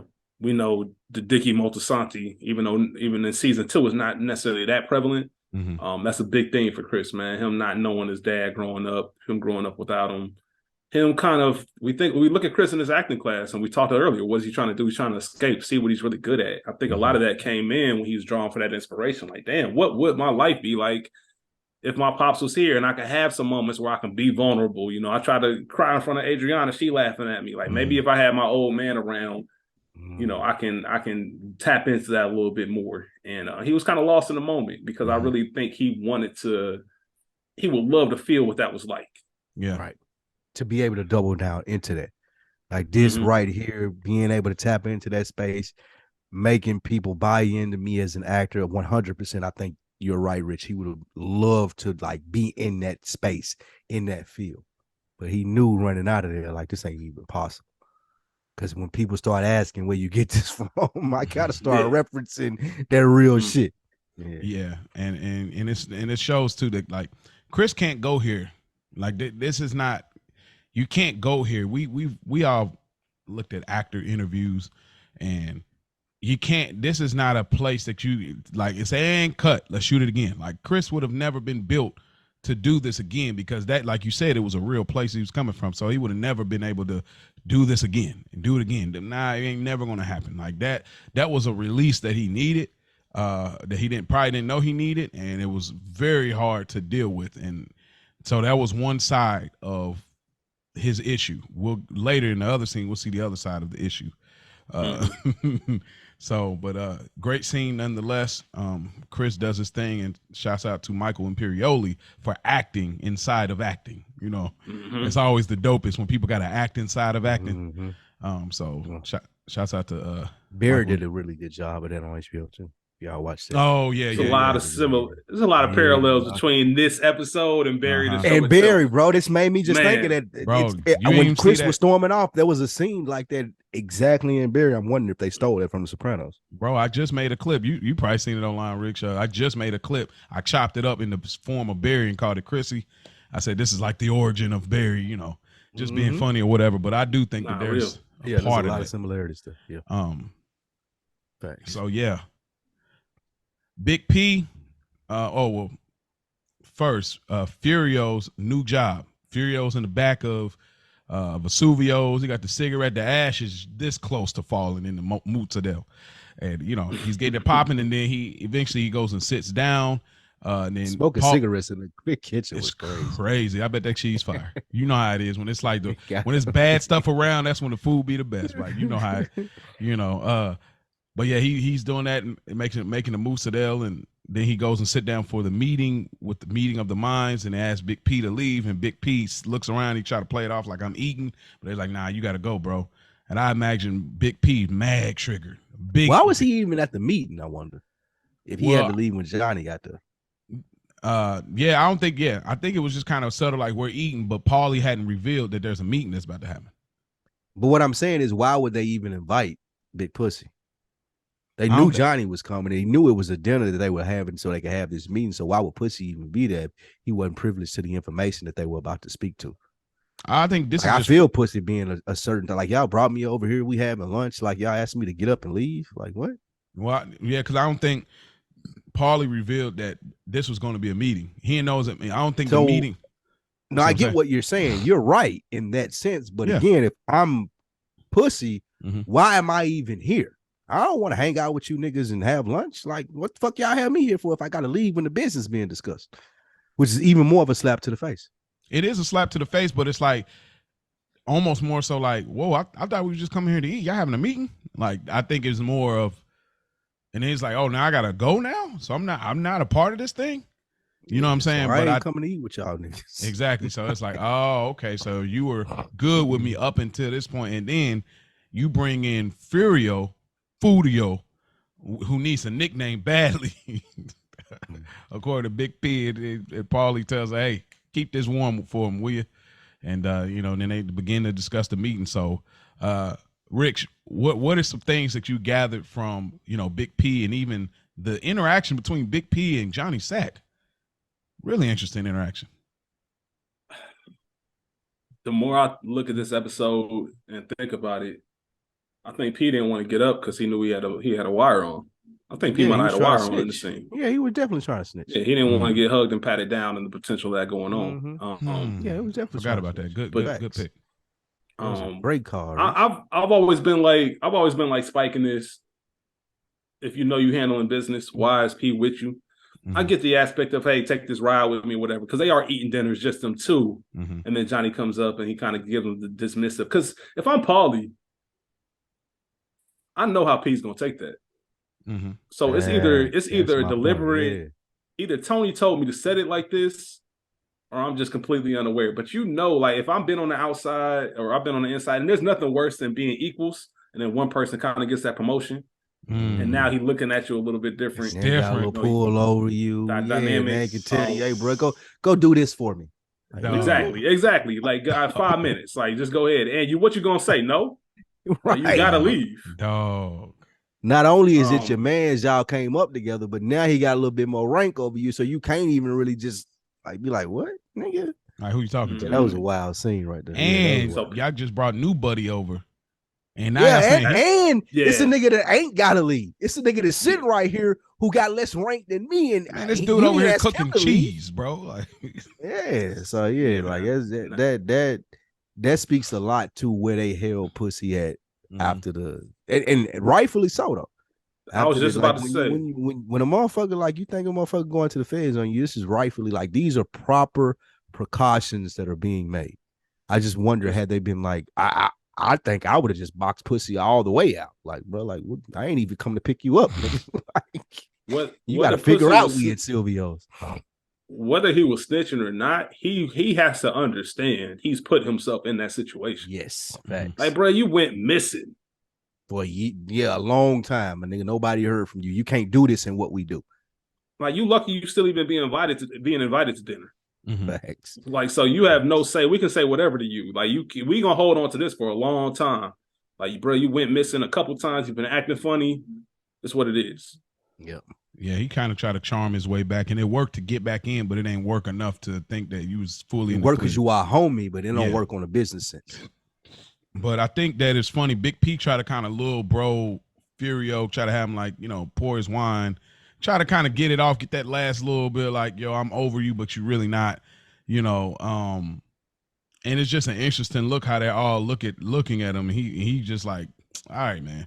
So I didn't realize you washed out here in these bro. streets, You right? Out like bro. Like you're not. You realize you're not the like number one no more. You're in a role player. You dang near coming off the bench. You really coming off the bench. Really, you Jason Terry, when bro. We need you. We'll call you when we need you. Yeah. Remember when Carmelo went to OKC and they asked him that famous question, like, you gonna come off the bench? Who, me? Off the bench? That's the same way P was looking like. That's what pussy at right now. Me? Exactly. You nigga.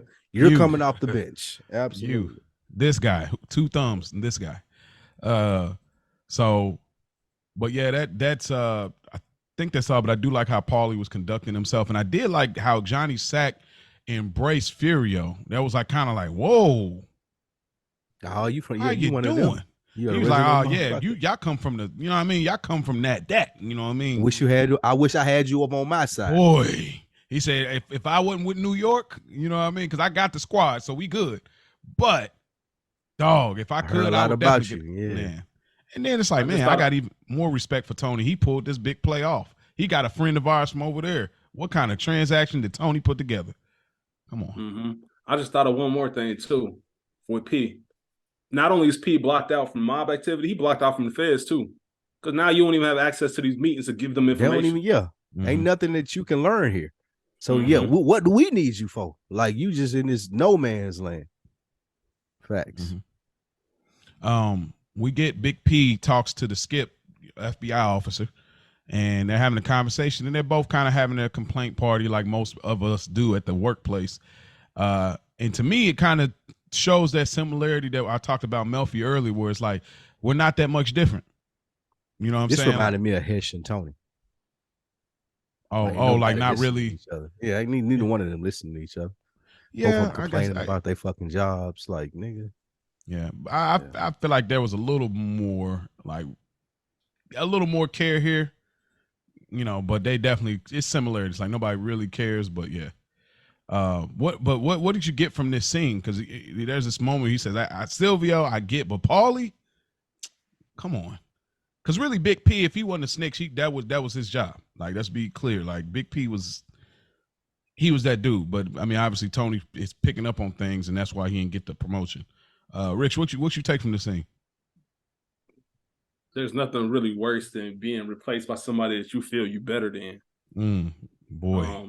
Even though P didn't put in no work, he put in works previously, and recently he's been erratic, but he looks at Paulie as the same way a lot of the audience does. Like, damn, like Paulie number 2? Like, yeah, right. Okay.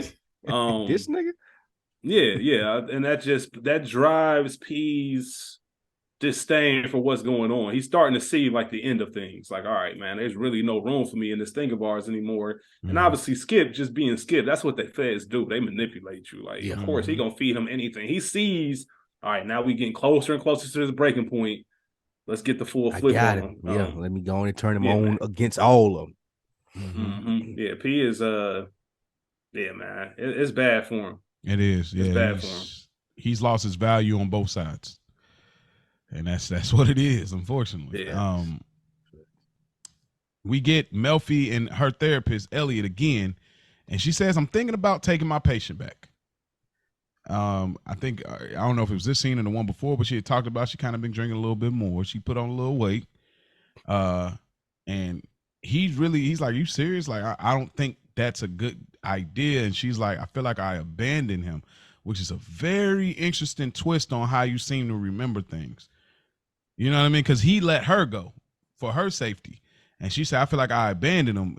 And it's coming from, he tried to come back and you said, nah. You know what I mean? So now you feel you abandoned him. He asked her, though, I want to see, he asked, do you have sexual feelings for him? And she says, no, personal feelings. He's like a little boy sometimes. What is this? Like, what is her thing for him? I don't think it's a thing for him. I think it was earlier, like we said, like she want to be the fucking best, just like Tony want to be one of the top mobsters. Like, this is what I do. Like, I should be able to do this. I shouldn't. Like, Tony had a very interesting question that he asked to Hesh. He was like, I'm trying to figure out how to direct my anger at the people who deserve it, not a phone on the wall. Just like with Melfi, I'm trying to figure out how to exert my skill to a person who deserves it versus all these random motherfuckers that are in my office every week. Like somebody that I can really see the changes and effects of my work. She's just like Tony in that sense of, I want to be an optimal top of the batch performer. And that's the reason that she's seeking this out so much. And this dude being a smug, I'm just gonna be high. Like, he don't get that. He don't understand that because he's used to. I'm gonna take the easy way out every time, bro. Like, I've gotten this accomplished lifestyle from that. Like, I ain't never gonna dig down in the trenches and try to deal with someone like Tony Soprano because it could fuck all my shit up. But Dr. Melfi don't look at it like that. She looking at it like, where is the challenge? This is the challenge. Why would I run away from it? Tony look at the shit the same way. What say you, Rich? Perfectly said. That's the whole abandonment you were just talking about. You know, Tony put her in harm's way, but yeah, she's looking at it. She abandoned him because she really cares about the end result. I think if Tony never expressed that he had a panic attack while driving, I don't even think she'd take this thought process. But she knows there's a real medical I'm the issue. only person that can help this guy out. And me wanting to be great at my expertise and me wanting to put in, like I said, like Spike said, it's about her more than Tony. Yeah, definitely. This is what I do. This is the thing that everybody tells me is impossible that I can't do. All right, bet. Like, I bet you we can change that. Facts. Yeah, and I do think as much as she thinks highly of her skill, her ability, and what she wants to get accomplished, I do think she has something with him. I don't think it's sexually, but I think he brought something to her life, a thrill, excitement to her mundane life. So it's weird, but Christopher is never satisfied with, and their life is pretty exciting when it comes to like being in the mob and doing all these crazy things. He's never satisfied versus her living the regularness of life. But when Tony comes around, it has kind of brought an excitement and a spruce in it, because he says your life was in danger. Not anymore.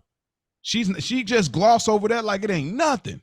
Now, of course, she, like you said, she is a high performer, but I also think he brought a certain level of excitement that it was him and her personal thing. So it's this weird thing that I like that you're giving me, but it's not a sexual or relational thing. It's just something that you offer to me. Like you talked about Spike season 1, the charm.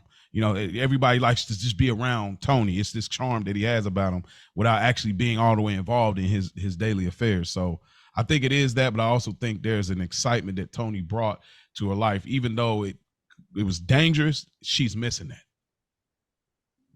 Abandonment. He's such a little boy. Mm-hmm. That's one of the good things about Sopranos. That whole relationship is never clearly answered. Like I said, as many times as I've watched Sopranos, for the life of me, even the people I've gotten hip to Sopranos, when they get to season 2, like, why do you think Melfi went back to Tony? Why is she doing it? Yeah, like, it's never been answered. And each time I watch it, I can come up with a new answer as to why. Mm-hmm. And even with the last session that they have later on in the seasons, you still don't get a clear answer from it. Mm-hmm. Yeah. Like, well, damn, what was that? Yeah. So. Yep. We go over to Furio, and Beansy talks about, I'll step up, but Furio right here literally is stepping up. He goes to the brothel and he's straight Grand Theft Auto. He doing his goddamn Tommy Vercetti, job. Nigga, that's what I brought you over here 6 for. stars. He's going crazy. Nigga. Like he goes in and he gets busy, nigga. Getting busy. He pump faking punches. He's going crazy. Tony's smoking a cigar. He gets the phone call from Melfi saying, "Hey, I'm willing to take you back. I got an appointment at this time." Like, yeah, all right, we'll see. Just a little side note. The actor that plays Furio, they did this all in one take. That's incredible. They did this in one take, like I guess one camera. So they caught it all in emotion. He did this in one take. This was like his first day on the job, and they actually shot this episode before Commendatory. So Commendatory is actually the second one they shot with him. This was actually shot first. So just a very interesting. Every time I watch this thing, I'm like, dang, that's crazy. What I gather from this this scene? What you get from this, Rich? Just the difference, obviously, the who Furio is compared to who everybody else is in Tony's crew. Like, we see Chris do the exact same thing in the opening of this episode. I love how the camera angles show us the different, looks. We see Chris come in kind of casual, wandering his way to the back. He sees the full house, yet he's still accepting the money. Like the insult of him when they handed Chris an envelope and there was barely a few bills in it, like they were just playing Chris. Furio come right with the shits, man. Like, no questions asked about why I'm here. Mm-hmm. Like, I'm hitting dude, like, what, man, woman, child, black, brown, white, it doesn't matter. I'm here to do one job, and I'm about to make sure I don't leave without doing it. Ain't gonna be no question about sending an invoice. Like, nah, stop playing with us. Like, y'all got us fucked up. Yeah, you thought this shit was sweet. Like, you were gonna know. Like, sometimes, to quote Matt Barnes, man, violence is never the answer, but sometimes it is. And that's exactly what needed to be done. Like, right. he said, I had to come here and make sure shit goes down. I forget there's a quote, man. Crimes, sins punished by blood. I can't remember the exact quote, but either way, that's the only way they was gonna learn. They had it on Easy Street with Chris. Chris doing the drop today? Yeah, she talking crazy to him. Yeah, man, Chris doing the drop. Now she know it. Now they know. Like, if this dude coming to do it, we gotta make sure our money tight. He ain't even tapped in, right? We don't even care if he. We want more protection. Like, they got demands for Chris. Like, when Furio walk in there, bitch, I ain't even no time for talking. No. Where is my money? He got blood on his face. Fury ain't slap her. He punched her. He stole. He's like, hey, cow. Like, just like in Naples. Like, we ain't no different. Like, he slapped old girl, punched dude, shot him in the knee, beat him down with a bar. He was on a mission. It's now she's speaking a different tune, because in the first she was like, we're not paying no money. We don't have the money. She's telling him, we'll pay the money. He's like, oh, okay. Cow. Like, and then he pump fake her twice on the, like, bro. Like, nah, we ain't. I like this, though. This show, too, like, this is what Tony was missing to get to the next level. Like, I got Chris's, I got Paulie's, I got Seals, I got all of these people in my crew, but it ain't really a person who's going to be like, I ain't with no bullshit. This is the last time we having this conversation because I got shit to do as a boss of New Jersey. Mm-hmm. I ain't here to, like, placate you. I ain't here to negotiate. None of that shit. You need to understand the fucking the parameters of this relationship. Mm-hmm. And Silvio did a great job at that. Yeah. Shouts out to Furio, man. Furio, excuse me. That like you said, and then we get the phone call from Elfie. Her hours open back up. She's still kind of on tilt a little bit with the wine. So we get from Toodaloo all the way on. She's been getting slapped on the wine. You know what I mean? So this is a part of what her and Elliot had already spoke about. We go over to the Chris acting scene. They're doing this whole concept of saying A and B, being able to carry dialogue with just A and B. The minute the guy comes down and he says A,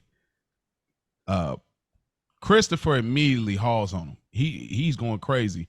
But here's the craziest thing, right? This is the other side of his grief or his anger for the lack of a father, but it also speaks to you're willing to get violent in an acting class, but you're not willing to get violent in the actual place of being violent. Christopher. Crazy. Like what Furio just did is where you're supposed to actually apply your violence, where sometimes it is necessary, but instead you're applying it right here in the acting class. Christopher is so messed up, man. I think that speaks to, that's a good point, because I hadn't thought about it till you said that. It speaks to Chris's, like, he don't really have a full grasp of what he's doing in each situation. Like, because we know that he's willing to get violent because you're in the donut shop. Yeah. You know what I'm saying? He locked the doors, like, bro, like, you got me fucked up. Even here, he's willing to get violent because his sense of the perception that I had of what he was saying to me. It don't even register to him. He had to ask Tony at the party, oh, well, what do you want me to do? It doesn't even register to him. Like, when you go in here and this nigga ain't got all of your money, you're supposed to do the same thing that you did in the donut shop and in the acting class. It never even, like, crosses his mind. And that's the disconnect that Rich spoke about in the beginning of the episode. And that's why he wasn't wasting talent. That's why he was wasting time. Excuse me. Same. And obviously that guy, when he looked up, because of that scene prior that they had, and he was using him as that muse for his father and tapping into that. As soon as he looked up and they said cut, that he saw his dad in a sense. He saw all the things that he missed out, and just anger just got unleashed. That, I mean, Chris, man, like I said, he's a lost soul, man. He's just trying to figure out his place in the world, man. He's trying to find his arc. Yeah, he beat his ass too. It was just one. Yeah, hurt his toe. He went OD on dude. He went OD on dude. Yeah, he lost it. Shit. And I think a part of it too is Christopher's high all the time, so you didn't have time to really figure out what's going on, even if he tried, because you're high all the time. So that's a part of it as well. We get a quick little scene between him and Adriana. She, just talking to him, and he's just like, I'm done. I don't feel like, I ain't feeling it. And she was like, she's behind him with his whack script. Like, she's been behind him on this whole journey and everything, but she even rubbing his feet and everything. Like, shouts out to A. Come on. How many women gonna rub him? Adriana down, bitch, man. And she there. She one of them. Most part. She is one of them. That's another one of those references. I said David Chase used Chris a lot for the teetering both worlds, what's real and what's not. Obviously, the whole foot, Goodfellas, I think is broken.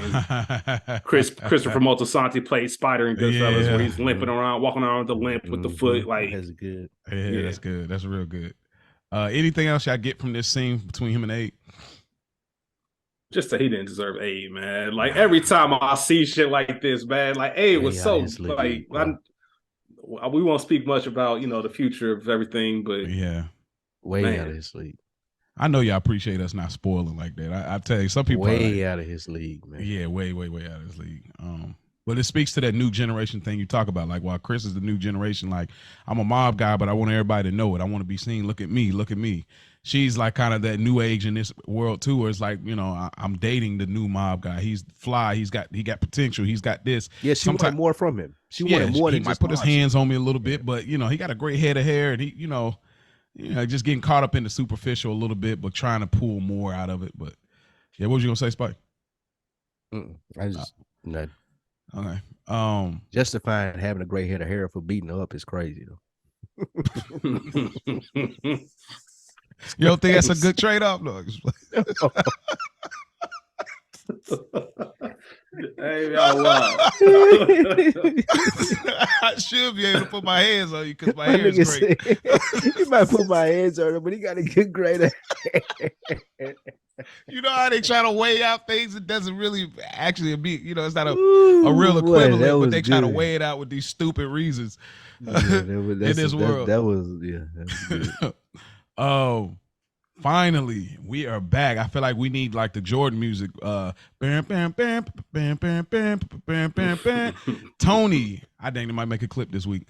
Tony is back in therapy. He's waiting. What a surprise, man. I kind of couldn't remember if he came back here or didn't come back here, like from the last time I watched. So I was glad to see Tony there. And he comes into the office and, you know, kind of starts off just like the pilot, like kind of just long pauses, looking around. Melfi came. I don't think this is intentional, but boy, does it feel like it. She got her good clothes on. Like, let's just say that. You got your good blue on. Kind of got a nice little slide, a nice little tuck going on. You know what I'm saying? So it just seemed like she was very happy about this. I don't think she was intentionally trying to look attractive. I mean, I think that's just the natural character, but it kind of felt that way a little bit. But there's a lot of things here in this session. What are some things that stood out to you, Spike, in this session? I think how Tony was trying to play it is, oh, I don't really want to be here. I don't need this. You call me. Even though we as the viewers seen him going through the shit, trying to have fucking counseling sessions through Hesh, ripping the phone off the wall, just not knowing how to deal with his current day-to-day and acting still like, oh, I don't need it. It's more so you than me. It speaks to part of the reason why Tony was in therapy in the first place. Like, Dr. Melfi is the best. You talked about the Jordan scene and playing that music. These are the best scenes for us as viewers because we really get an insight as to, okay, this Tony Soprano, this is what he's thinking about these situations. Not only is he acting through the situations, like we get to see him out in the field with the different fields, with the different stuff, but how he thinks about it. This is the only place that we get to see him think about the stuff that he actually does. So it's exciting to see him back in her presence. I loved it. Very well said, man. Exciting. Every time I watch this, I forget how. I mean, we almost halfway through the season without any therapy session. So it's almost it's a reminder each time. Like, damn, they did go a nice little ways. It's a great things. Point. Yeah, a couple of things. I think the scene once again solidifies that how much it meant to Melfi. Mo, you just talked about the good clothes. Even in the scene when she called him and had the wine on the phone, it was almost like asking somebody to the school dance. Like that anxiousness, that like awkwardness of it meant so much to her that he responded in a positive way. And she kind of had that childlike naivete or sensitivity to it. And one interesting thing is when somebody quits therapy, it's rare that you run into your therapist or have a couple different interactions with them. So it was cool to see them reestablish their positions. You know, because the last few times, you know, Toodle Fuckaloo, you know, Tony's able to see her in a different light now. So, you know, if I'm looking at her as this chick that I run into in the restaurant, or an old Gumar, as what the fellas think, maybe it might deter my overall doctor-patient, you know, thoughts. And she did a really good job of establishing that again. Asking him a question, I forget what it was exactly, about taking the beating or getting the beating. Yeah, something of that nature. Yeah, boy. That's only something that Melfi could ask him without him flipping out. Facts. Facts. So that's that reestablishment of that relationship. I think was really, really good and kind of puts things into perspective. All right, we know this isn't a one-off. We about to be in this chair again. As viewers, it gave us the confirmation that yes, we finally get to see. Like we've been like. You brought up a great point, Rich, throughout the season. This is what 6 episodes in. We haven't seen this. As viewers, at least for me as a fan, you've missed this side of Tony. So now that we're settling back into this space, her asking him questions that no one else would ask him at the end of an episode, I could imagine watching this in real time. Like, yes, I can't wait till next week. Because now we getting the other aspect that we've been missing of Tony Soprano in these episodes. 100%. Yeah, one big piggyback on that is just like you are this show is so different with these therapy scenes, man. It's so different. And I think season 2, once you start establishing this back in, that's when you start getting on your run of made episode, good earnest episodes. There's not too many other envelopes after this. Yeah, this episode goes uphill from here. Like this is when you really start getting into shit. Yeah, exactly. Yeah, I love it. She asks. There's a few little standout things. You said, "Are you mad at me, or are you mad for me not treating you?" And it's this whole thing that he does this kind of slow pause, smirk, smile, lifts his foot up, like because the gratification of you called me. Like that whole Martin thing, they called me. Like he was satisfied at feeling that because it ties into, she said, well, what are you hoping to accomplish? And this is, again, we talk about Out of the Woods, the song played earlier, you had a way out. She had a way out. And so we see here where it's like, he says overall, you say, no panicking, no passing out, total control. And she said, you can't have that. But of course, that's what he's going to strive for. But she doesn't realize you're going to help him to try to really meet that. And Tony having total control is a terrible thing, especially to what he ends up becoming or how he develops even further. So, or even striving for it. That's probably one of the biggest things with his characters. Not even like you trying to have total control, but you thinking that you as a person in life is something that you can strive to have is total control. Like I can make everyone do what I want, do what I say, and it's going to work out the way that I want it to because I'm Tony Soprano. That's one of the biggest detriments of his therapy sessions. Like you don't have total control, bro. It's not, there's no way that you'll be able to do that. And her trying to relay that information to him was great. It was. And he's straightforward with her here. Do y'all think he's straightforward with her because of everything that's transpired as far as this is why we quit in the first place? There's a hit going on, these things. If they find out about you, something could happen. Because he was straightforward about the whole Furio hit. You know where I was when you called? Yeah. I had a homeboy. He went in there. He, pretty much took over the place, shot dude in the knees. How did that make you feel? So that she didn't flinch about it. And then he says, I wish it was me. Obviously, this anger level would have been perfectly fit to do something like that. But he just wasn't there. He couldn't do it, obviously, because he's boss. And she said, which part? You doing it or, taking it or whatnot? Do you think he's being straightforward with her because of how things transpire? So now this is the new development in the relationship and the therapy? Yeah. I can be more free now that I'm more hands off. I can tell you this. Who you gonna tell? You can't tell nobody. I can tell you all the shit that they doing. I ain't really directly. I want a bird's eye perspective on it. So yeah, I can. That's a great point that you bring up, Mo, that I hadn't thought about to this point. Now that I'm more hands off, I can get a more bird's eye view of it and bring it to you and get your perspective of it. Because I ain't in the mix no more. Now I can really make high level decisions based off the information that I give you. Okay. Yeah. That break that they had really reestablished the lines of what's going on, because this is the first time also that Tony put it all on the table and said, who I am, who I am, you know what I do. Like we're not about to walk around and sugarcoat it anymore. I'm going to tell you directly what's going on. Like, yeah, there was some violence involved. There was some, a bullet in the kneecap. Yeah, I liked it. So ain't no that waste management. Oh, nah. Like, let's get to the nitty gritty because now I'm really, the shadow of Junior's going. I'm the boss. I need you. This is what you're dealing with. Yeah, that's big facts. And then lastly, we pan over to Christopher. This is our first instance that we think that Christopher is giving up the civilian dream Basically, that's the way I took it. He takes all his papers, he takes his floppy disk, he throws it all in the garbage. Anything y'all take from that? Good. Maybe he got his mind right now. That's what I thought. Okay. What about you, Rich? Rich? He got his mind right.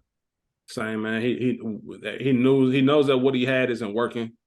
It's either I'm going to pitch this and not be distracted, or I'm going to start from the drawing board and get my mind back right. So just symbolism for what Chris had going on, man. He realized that, hey, he can't go back to that acting class. Mm-hmm. So let me get back to what I know and reestablish everything that I can, man. Because, all these ideas, all these thoughts, we just going to throw them away. It don't even matter. Yeah. Let's get back to who I am.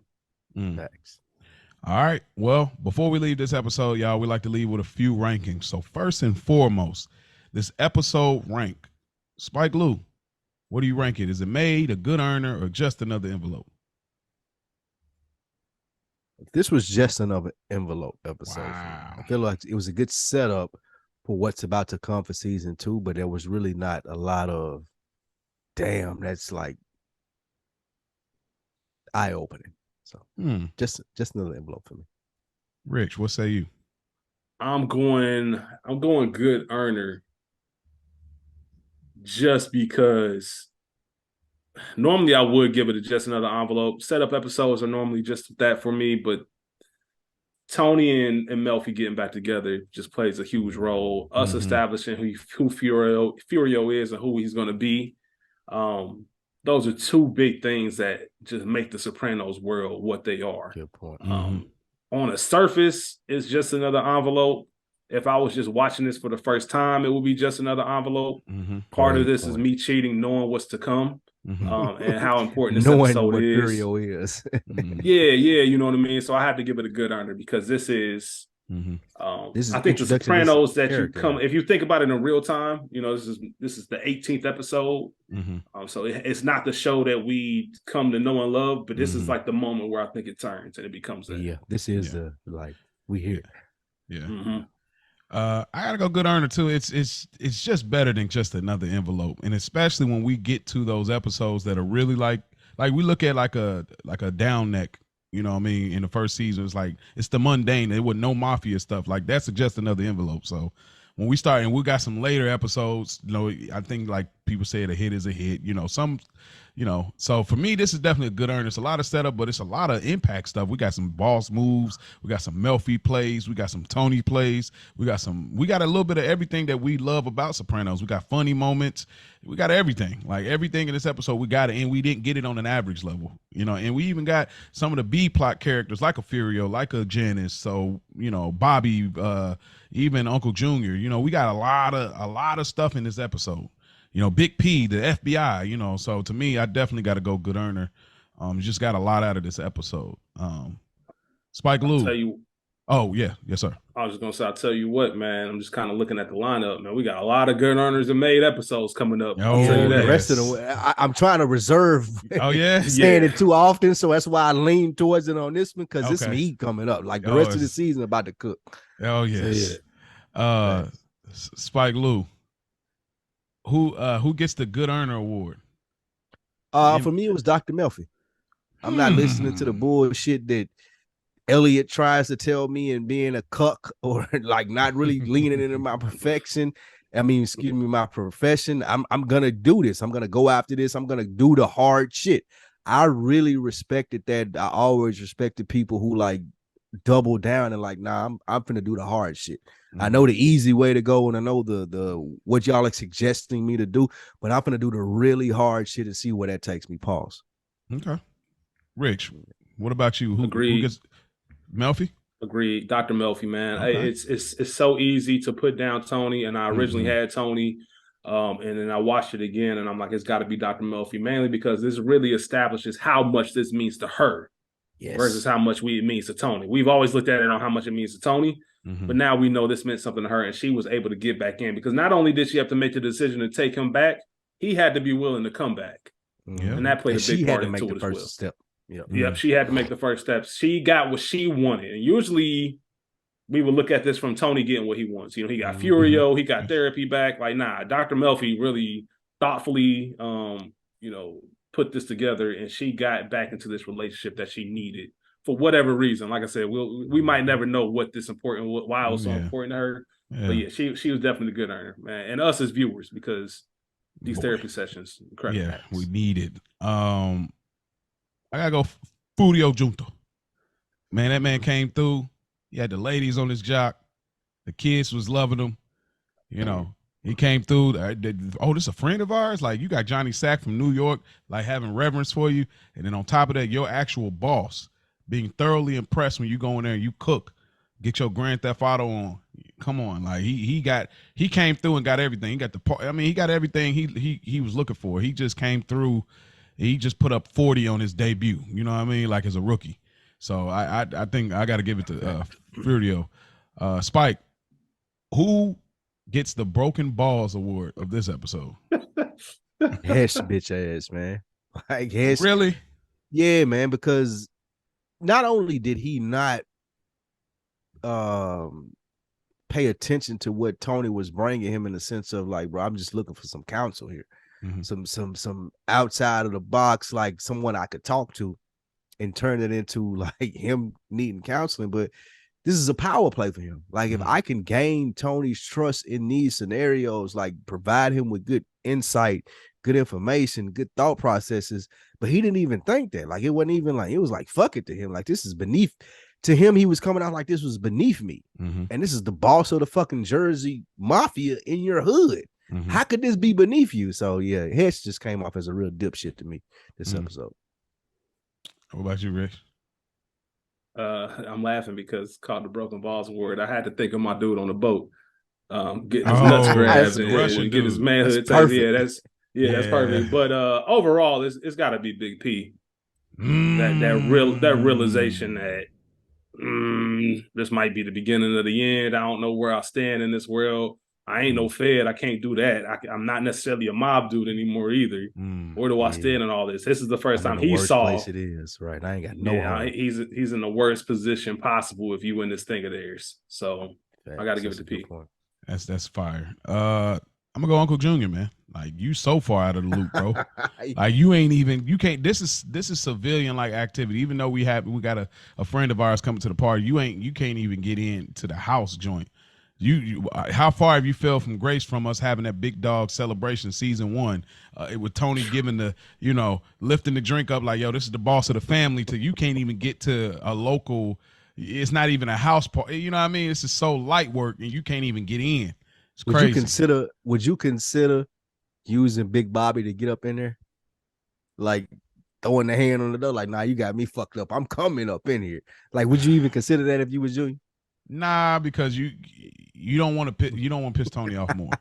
You don't want to piss him off more because you got to figure out how to work your angle back in there, and you're trying to save a little bit of what you got left. So it's like you got to kind of play it right. Uncle Junior ain't stupid. We know that, So yeah, I would have loved to see the scene right after that because we know Uncle Junior doesn't take him walking to the car. Oh my God, I'd have loved to see. I bet he gave Bobby an earful. Like, you just gonna stand there and fucking do nothing? Like, that Bobby was great, nigga. Yeah. That's a great pull, Rich. Lastly, your favorite moment, Spike Lee. What was your favorite moment of this episode? A lot of great moments here, I know. So. A lot of good moments in this episode. My favorite. I would say my favorite was Tony puffing a cigar outside when Furio was going in there shaking shit up. Just like Tony being in his element. Like, it seemed like he was content with the decisions that he'd made. Even got the call from Melfi trying to get back in therapy. Like, nah, I don't even need that right now. I'm swagged up. Like, everything is working cool. I like seeing Tony in that state. Like, shit is paying off, working out, smoking a cigar. I did the right thing. That's one of my favorite parts of being a viewer of The Sopranos, when I get to see Tony in that state. So I would say that. Good one. Rich, what do you say? That's a great one. I was going to have Furio just kind of exerting his dominance. Yeah. But I think it's going to be Richie and Tony. That scene itself. There's so much symbolism, so many layers, man. So much foreshadowing about the power dynamic of that relationship, and everything that goes on. Like I said, just the scene being in the kitchen of the house, how big of a thing that is. I won't say much more about it, but that was just a great scene because Richie, like we said earlier, man, he's just the perfect villain to this world. And that's just a classic Tony Richie scene when I think about their dynamic, like, and a lot of the groundwork that was laid for it. So that was my favorite moment because, like I said, it kind of Richie's approach to it more than anything. Richie was not there for the shits. Oh yeah, not there for the shits. One of the greatest things about that scene is how the wide shot of how physically imposing Tony should have been to him as a little dude, but Richie, like you said, boy, he holding the fork like, nigga, what's up? Like, what you want to do, bro? Like, I ain't scared. I don't give a fuck how big you is. That was great. Yeah, you're right. In boxers. Yeah, so, in your drawers, bro. Like, I'm comfortable. Yeah, like, I am. Like, I'm good, bro. What you want to do? Your mama crib. In your mama crib. With your mama crib. Your mama and them. Like, you see the messy bed. I tell your mama you ain't. No. We here cooking breakfast and some more shit, my nigga. What's up? You want some eggs? And offer us some eggs too, like real chill. Like, I don't man, give a fuck about this. Yeah, bro. You want some eggs? Here, let's get some coffee. Yeah, bro. Ooh, shit. So it's funny. I got the reverse. I was gonna say that scene, but I'm gonna go with the Furio about that action scene where the fact that it was shot in one take is ridiculous. Like, that is a Soprano feat in itself. Like, I can't believe that. It's wild to me. But yeah, well, this is another episode of Good Earners reviewing The Sopranos. If you haven't already, go follow us on Instagram, Good Earner Pod _Sopranos. Get your meme fix as well as DM us about the show. Man, leave a rate, subscribe, leave a comment on Apple Podcasts, Spotify. You can even leave questions there now. They're going crazy over there. If you haven't already, go subscribe on YouTube. Y'all want to get active, you want to see our faces, see our backdrops, go on there, comment, like the stuff, send it to some friends. Come on, y'all need this black perspective. We appreciate y'all tuning in, and remember, don't forget about it.